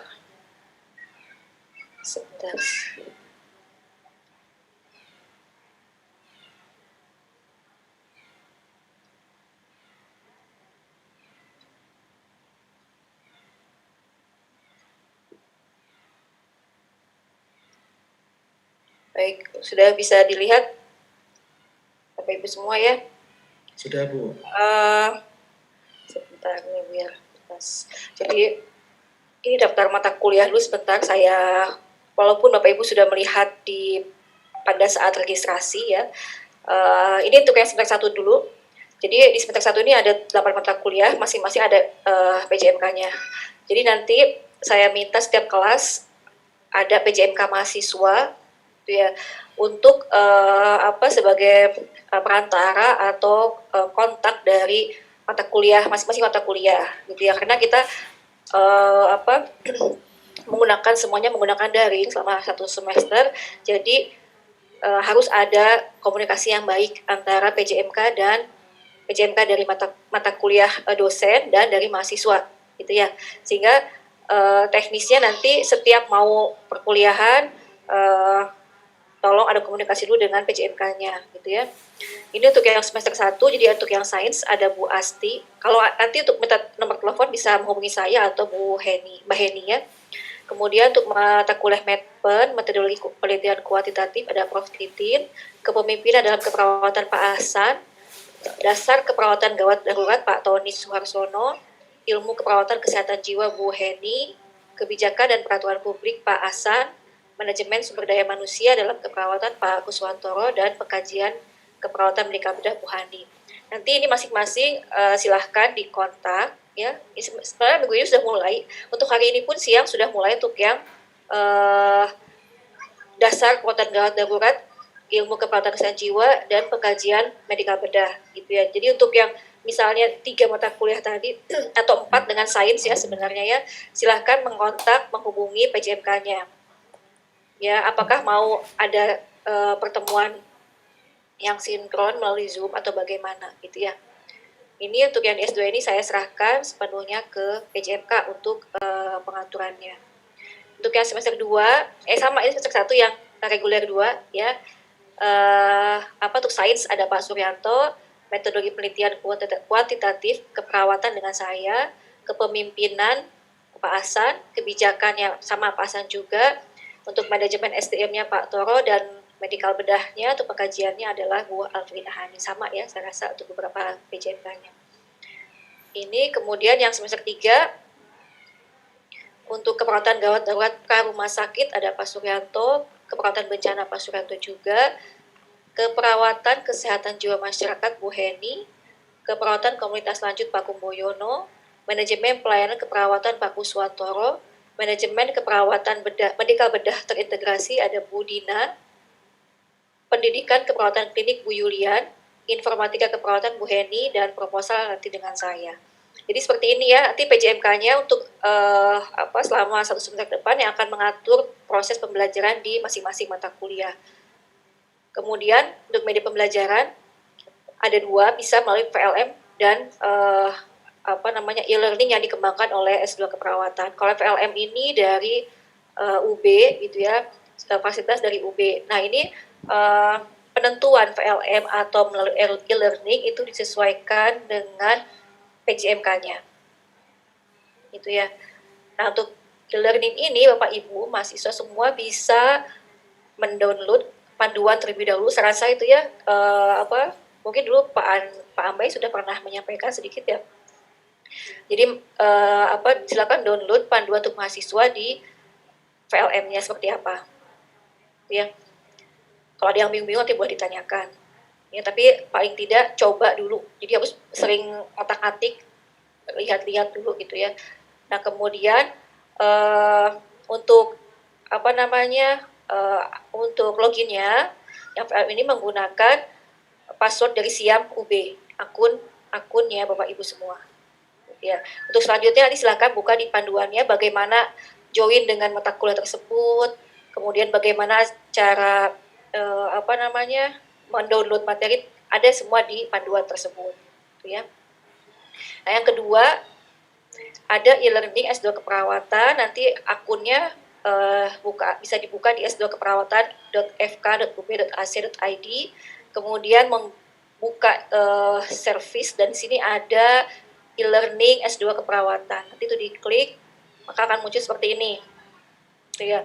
Dan di sini ada masing-masing sesuai dengan peminatan dan mahasiswa untuk loginnya. Sementara ini karena kita masih mengembangkan, masih dalam proses pengembangan, belum sepenuhnya baik gitu ya. Untuk username-nya sementara masih menggunakan mahasiswa S2 keperawatan dan passwordnya adalah mahasiswa. Gitu ya. Jadi kalau Bapak Ibu nanti dari koordinator mata kuliah sudah menghubungi PJMK dan PJMK-nya lebih prefer menggunakan e-learning S2 keperawatan, nanti bisa login ke e-learning ini menggunakan username dan password yang ini.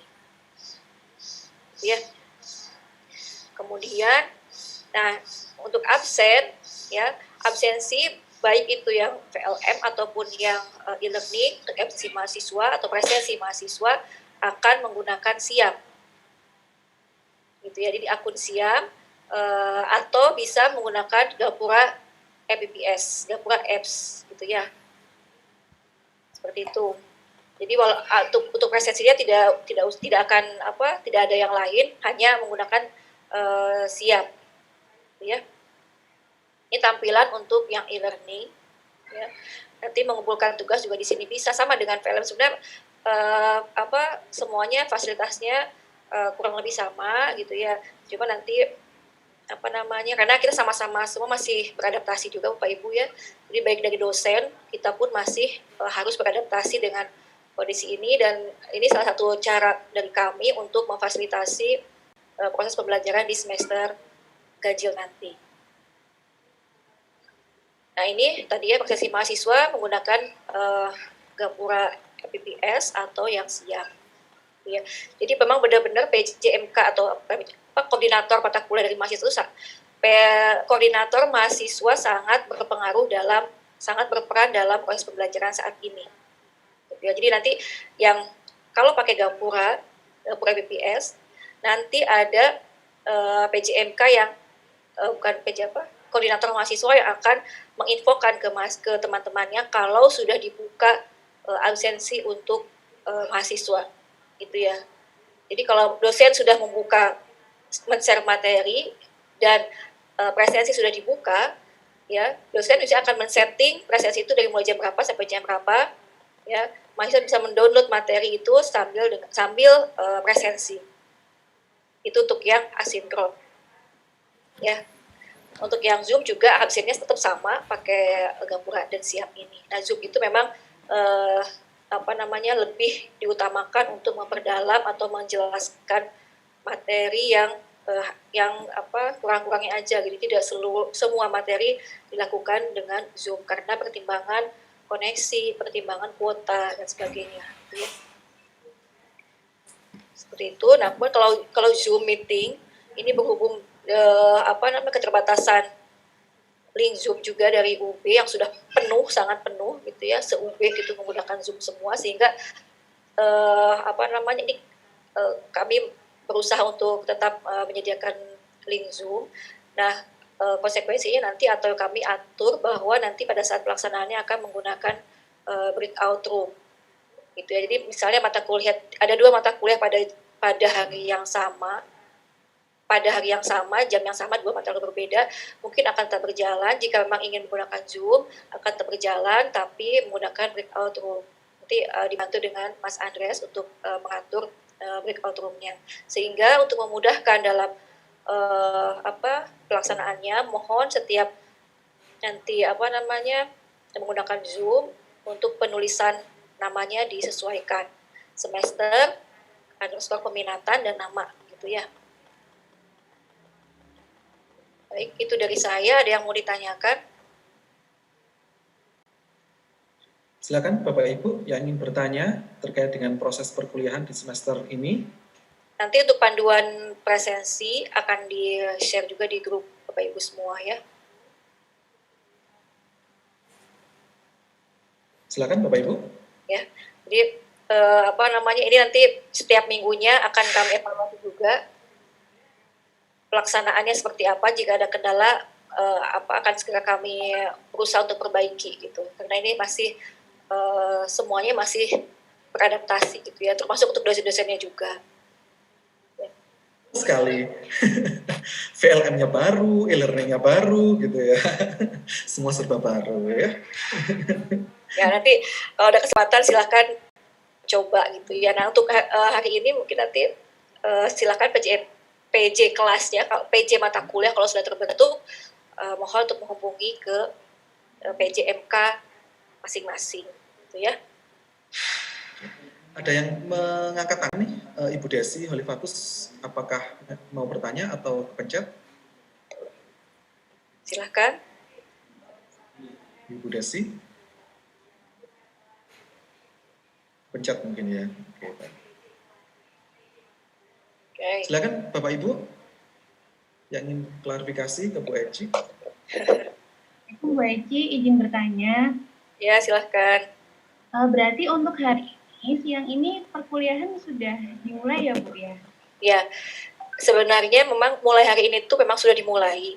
Jadi yang tadi pagi yang sains pun sudah dimulai, hanya tidak secara sinkron, tapi asinkron gitu ya. Mungkin kemarin sih kami menganjurkannya ke PJMK, misalnya untuk hari ini misalnya sains ya. Jadi untuk mengupload materi tetap ya, kemudian men-set presensi ya, mungkin waktunya karena tadi masih pemula, masih awal misalnya ya, nanti bisa di-setnya hari ini bisa dari mulai tadi pagi jam sesuai jadwal ya, tapi dilonggarkan sampai sore misalnya nanti untuk mengakomodir mengganti jam tadi pagi yang kita gunakan untuk stadium general gitu ya. Nah, untuk yang siang nanti ada 3 mata kuliah, ada KMB, Gadar, dan Jiwa. Ya, silakan nanti kita mulai. Saya men-setnya tadi jam 1 karena ini mungkin dari jam habis ini kita masih ada beberapa hal, bisa mau istirahat dulu, mau persiapan dan sebagainya. Kemudian kesempatan juga untuk PJMK menghubungi koordinator mahasiswa untuk menghubungi PJMK dosennya gitu ya.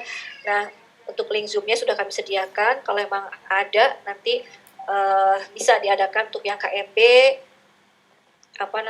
Jiwa, dan gawat darurat. Seperti itu. Oke, baik. Sepertinya Bu Erni mau ada yang disampaikan, Bu Erni? Iya, terima kasih Pak. Assalamualaikum warahmatullahi wabarakatuh. Yang ingin kami tanyakan sesuai dengan jadwal yang sudah disampaikan tadi, untuk yang reguler 2, apakah untuk semester yang pertama ini kita sudah berbeda kelas sesuai dengan peminatan, atau pada saat kuliah, khususnya untuk yang hari ini, apakah itu secara keseluruhan untuk masing-masing peminatan itu jadi satu? Untuk ya. Itu yang pertama. Yang kedua, karena kebetulan dari kami khususnya yang reguler 2 ini untuk yang masing-masing peminatan kami belum menentukan siapa koordinator dari kami. Gitu Bu, mungkin. Terima kasih Bu Eci. Terima kasih Bu Erni. Jadi mulai hari ini perkuliahannya sudah ada 3 kelas seperti yang tadi saya di awal sampaikan. Ada kelas reguler 2, dan yang reguler semester 1 reguler 2, dan yang semester 3 Gitu. Jadi yang dari Bu Erli dan kawan-kawan sudah berbeda sendiri jadwalnya. Untuk yang nanti bisa dilihat di jadwal lengkapnya, ya mungkin akan di-share di grup masing-masing juga. Jadi memang sudah mengarah ke kelas masing-masing. Gitu ya. Jadi untuk hari ini sesuai dengan jadwal yang hari ini saja. Ya. Jadi hari ini itu ada sains untuk yang reguler semester 1, kemudian gadar yang reguler semester 1, dan jiwa semester 1, satu lagi apalagi tadi KMP semester 1. Ya, untuk yang rumah sakit hari Jumat kalau tidak saya mulai untuk perkuliahan. Jadi masih ada kesempatan untuk menentukan PJMK atau PJ PJ mahasiswa masing-masing mata kuliah. Oke, Bu, terima kasih. Ya, ada lagi Bapak Ibu? Ibu Desi tadi nggak jadi ya, kepencet ya? Mohon izin Pak Sur, saya nanya. Oke, silakan Bu Eno. Ya, tadi tidak disebutkan kalau yang reguler semester 1 untuk manajemen Bu, memang sesuai dengan jadwal sejak jam 8 tadi sampai jam sekarang. Nah ini apa kami kembali menghubungi PJMK-nya Bu, karena ini tadi sains keperawatan memang hari Senin ini hanya sains keperawatan saja gitu. Tadi Bu Eci katakan sudah walaupun dia masih asinkronis ya Bu ya. Nah ini seperti apa Bu? Takutnya nanti, mohon maaf nanti saya hubungi kalau di jadwal itu tidak salah Ibu Esti apa Ibu Asti yang akan memberikan materi. Seperti apa nih Bu? Terima kasih. Ya jadi silakan hubungi PJMK-nya. Kalau memang sudah PJMK-nya sudah mengupload materi, ya itu silakan di download semuanya, di download, dan mohon nanti ditanyakan absennya apakah kalau di di SIAM kalau dosennya membuka absennya lewat Siado, itu mahasiswa mungkin akan langsung bisa mengisi gitu ya. Tapi kalau Gapura, dosen yang membuka absennya, ngeset absennya di Gapura Gapura APPS, itu mahasiswanya yang harus mengklik sendiri. Tapi kalau di Siado, dosennya yang akan mengisikan. Jadi mahasiswa ini hadir semua gitu, bisa dosennya yang mengkliknya gitu ya. Tapi kalau di Gapura APPS itu adalah mahasiswa yang aktif yang mengklik tanda kehadirannya.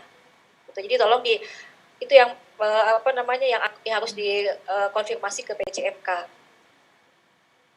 Baik Bu, artinya tinggal PJMK-nya. Kalau untuk kita presensinya berarti untuk PJMK-nya yang kuncinya tuh di PJMK-nya ya? Ya, betul. Jadi kalau bisa PJMK-nya mungkin jangan satu ya, khawatirnya terlalu berat gitu ya. Jadi bisa ada 2. Jadi ada yang bertugas untuk misalnya mengkonfirmasi mengingatkan besok misalnya atau kapan hari itu kuliahnya, atau ada satu lagi untuk menanyakan bagaimana absensinya gitu ya. Nah kalau di sini kalau dari awal sudah ada kesepakatan, misalnya kalau dengan saya gitu ya, kalau saya lebih prefernya pakai Gapura APPS. Jadi selama perkuliahan nanti absensi lewat Gapura. Gitu. Nah itu yang harus disepakati oleh masing-masing PJMK dengan mahasiswa. Gitu ya. Jadi mohon misalnya untuk absen ini bisa disepakati selama 1 semester menggunakan apa. Nah untuk yang Gapura ini karena memang tidak ada notifikasi ke mahasiswa, jadi ini harus ada koordinasi dari PJ mahasiswa. Ya, dosennya menginformasikan sudah dibuka settingan untuk presensi, gitu ya. Nah mahasiswa nanti PJMK-nya PJ mahasiswanya akan menginfokan ke teman-teman semua. Berarti kalau untuk hari ini yang reguler 1 ini di peminatan manajemen, kami bisa langsung buka atau nunggu dulu Bu dari PJMK-nya, begitu Bu?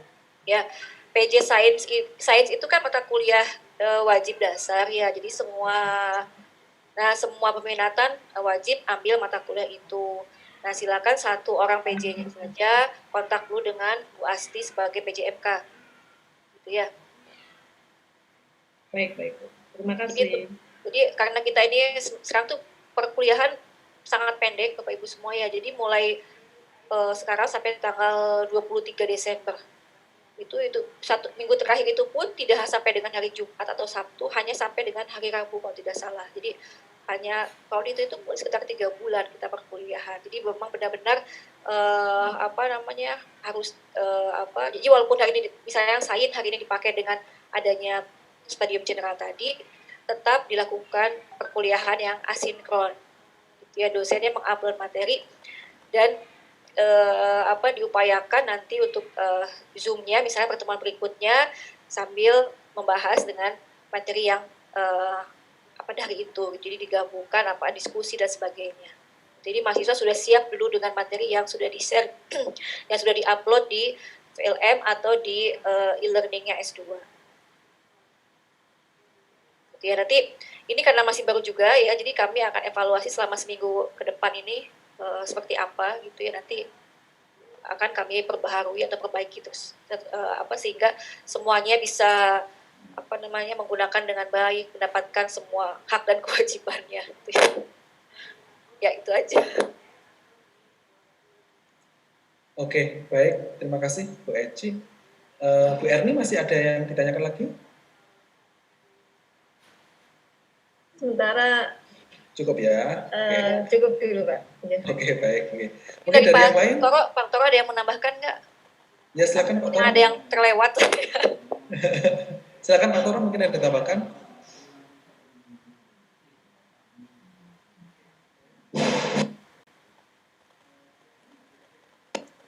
Atau mungkin dari yang lain Bapak Ibu, ada yang klarifikasi, ditanyakan.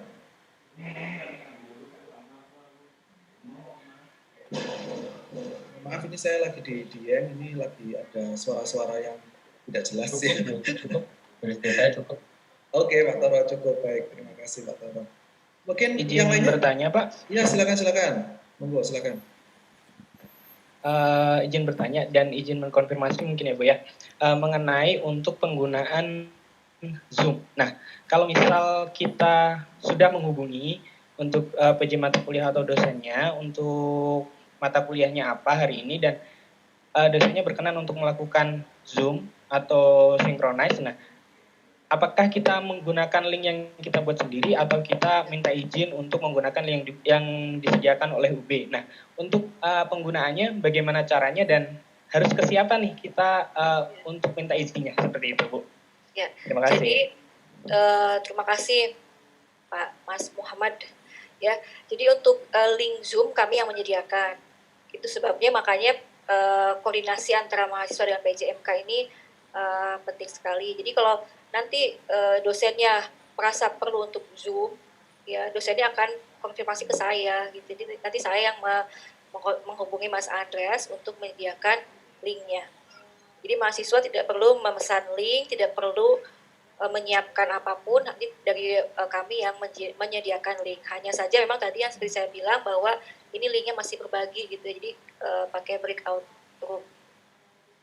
Jadi nanti untuk pemesanan link Zoom-nya dari PJMK mata kuliah dosennya yang menghubungi ke saya.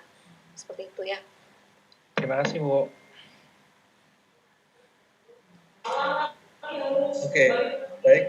Terima kasih pertanyaannya. Mungkin ada lagi yang lainnya, silakan.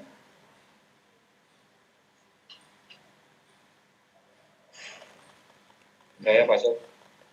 Iya, silakan. Wah, ini pertanyaan berat pasti ini, susah nih pasti dijawab. Ya. Mohon izin, Bu Eci, Pak Toro, sorry ya. Menyampaikan tadi sudah ada link yang untuk siang ini ya, siang sampai sore. Ya. Nah, berhubung kita ini masih juga belajar di awal, nanti kita upayakan untuk linknya itu satu aja. Jadi nanti kita coba supaya dapat satu link itu bisa dipakai kapanpun. Tapi dengan ketentuan, bila ada pemakaian di luar untuk kuliah harus ada konfirmasi dulu kayak gitu-gitu, Bu Eci. Dan yang kedua mungkin kalau pemakaian Zoom nanti berhubung kita pakai breakout di mana satu slot itu dipakai bisa sampai 3 kelas.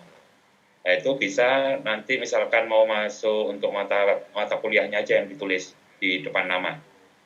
kode mata kuliah sebelum nama gitu. Jadi supaya bisa lebih cepat proses input ke tiap masing-masing roomnya. Itu aja Bu Eci. Ya. Terima kasih. Oke, matur nuwun Mas Andres. Ya seperti itu ya Pak Ibu ya. Jadi nanti setiap kalau ada Zoom tolong namanya di rename sesuai dengan yang diminta tadi Pak Andres. Di nama mata kuliahnya sama namanya. Mungkin Mas Andres bisa informasi Mas, kita itu ada maksimalnya nggak breakout itu? Jumlahnya, enggak ya? Selama ini maksimalnya nggak ada Pak Sur. Oke. Asalkan kapasitasnya sesuai satu slot itu ya 300 ya, 300 persen. Ya. Berarti 300 itu terserah mau dibagi breakout room berapa, pokoknya maksimal totalnya 300 peserta gitu ya. Oke. Karena kita cuma 140 nggak sampai 150 berarti pasti bisa ya di breakout room seberapa kecil pun bisa ya. Oke, baik. Ada lagi yang lain Bapak Ibu? Cukup? Kalau cukup apa bisa diakhiri Bu Eci, Pak Toro, Bu Heni? Silakan. Oke. Cukup ya. Oke, baik. Terima kasih. Jika seandainya sudah tidak ada lagi pertanyaan, tidak ada klarifikasi, maka kita akan tutup sesi kita pada pagi hari ini yang diawali dengan Stadium Generale, kemudian membahas terkait dengan perkuliahan kita di semester ganjil 2020-2021. Saya selaku pembawa acara, sekaligus moderator, mohon maaf apabila ada kesalahan, baik salah ucapan, salah kata. Semoga tetap sehat, tetap semangat ya di hari pertama kuliah, bagian semester 1 ya, bagian semester 3, awal juga untuk semester ini ya, tetap semangat, semoga tetap sehat dan juga ya sehat dan semangat ya. Oke, baik. Terima kasih, saya akhiri. Selamat siang. Wassalamualaikum warahmatullahi wabarakatuh. Waalaikumsalam warahmatullahi wabarakatuh. Saya ingatkan kembali untuk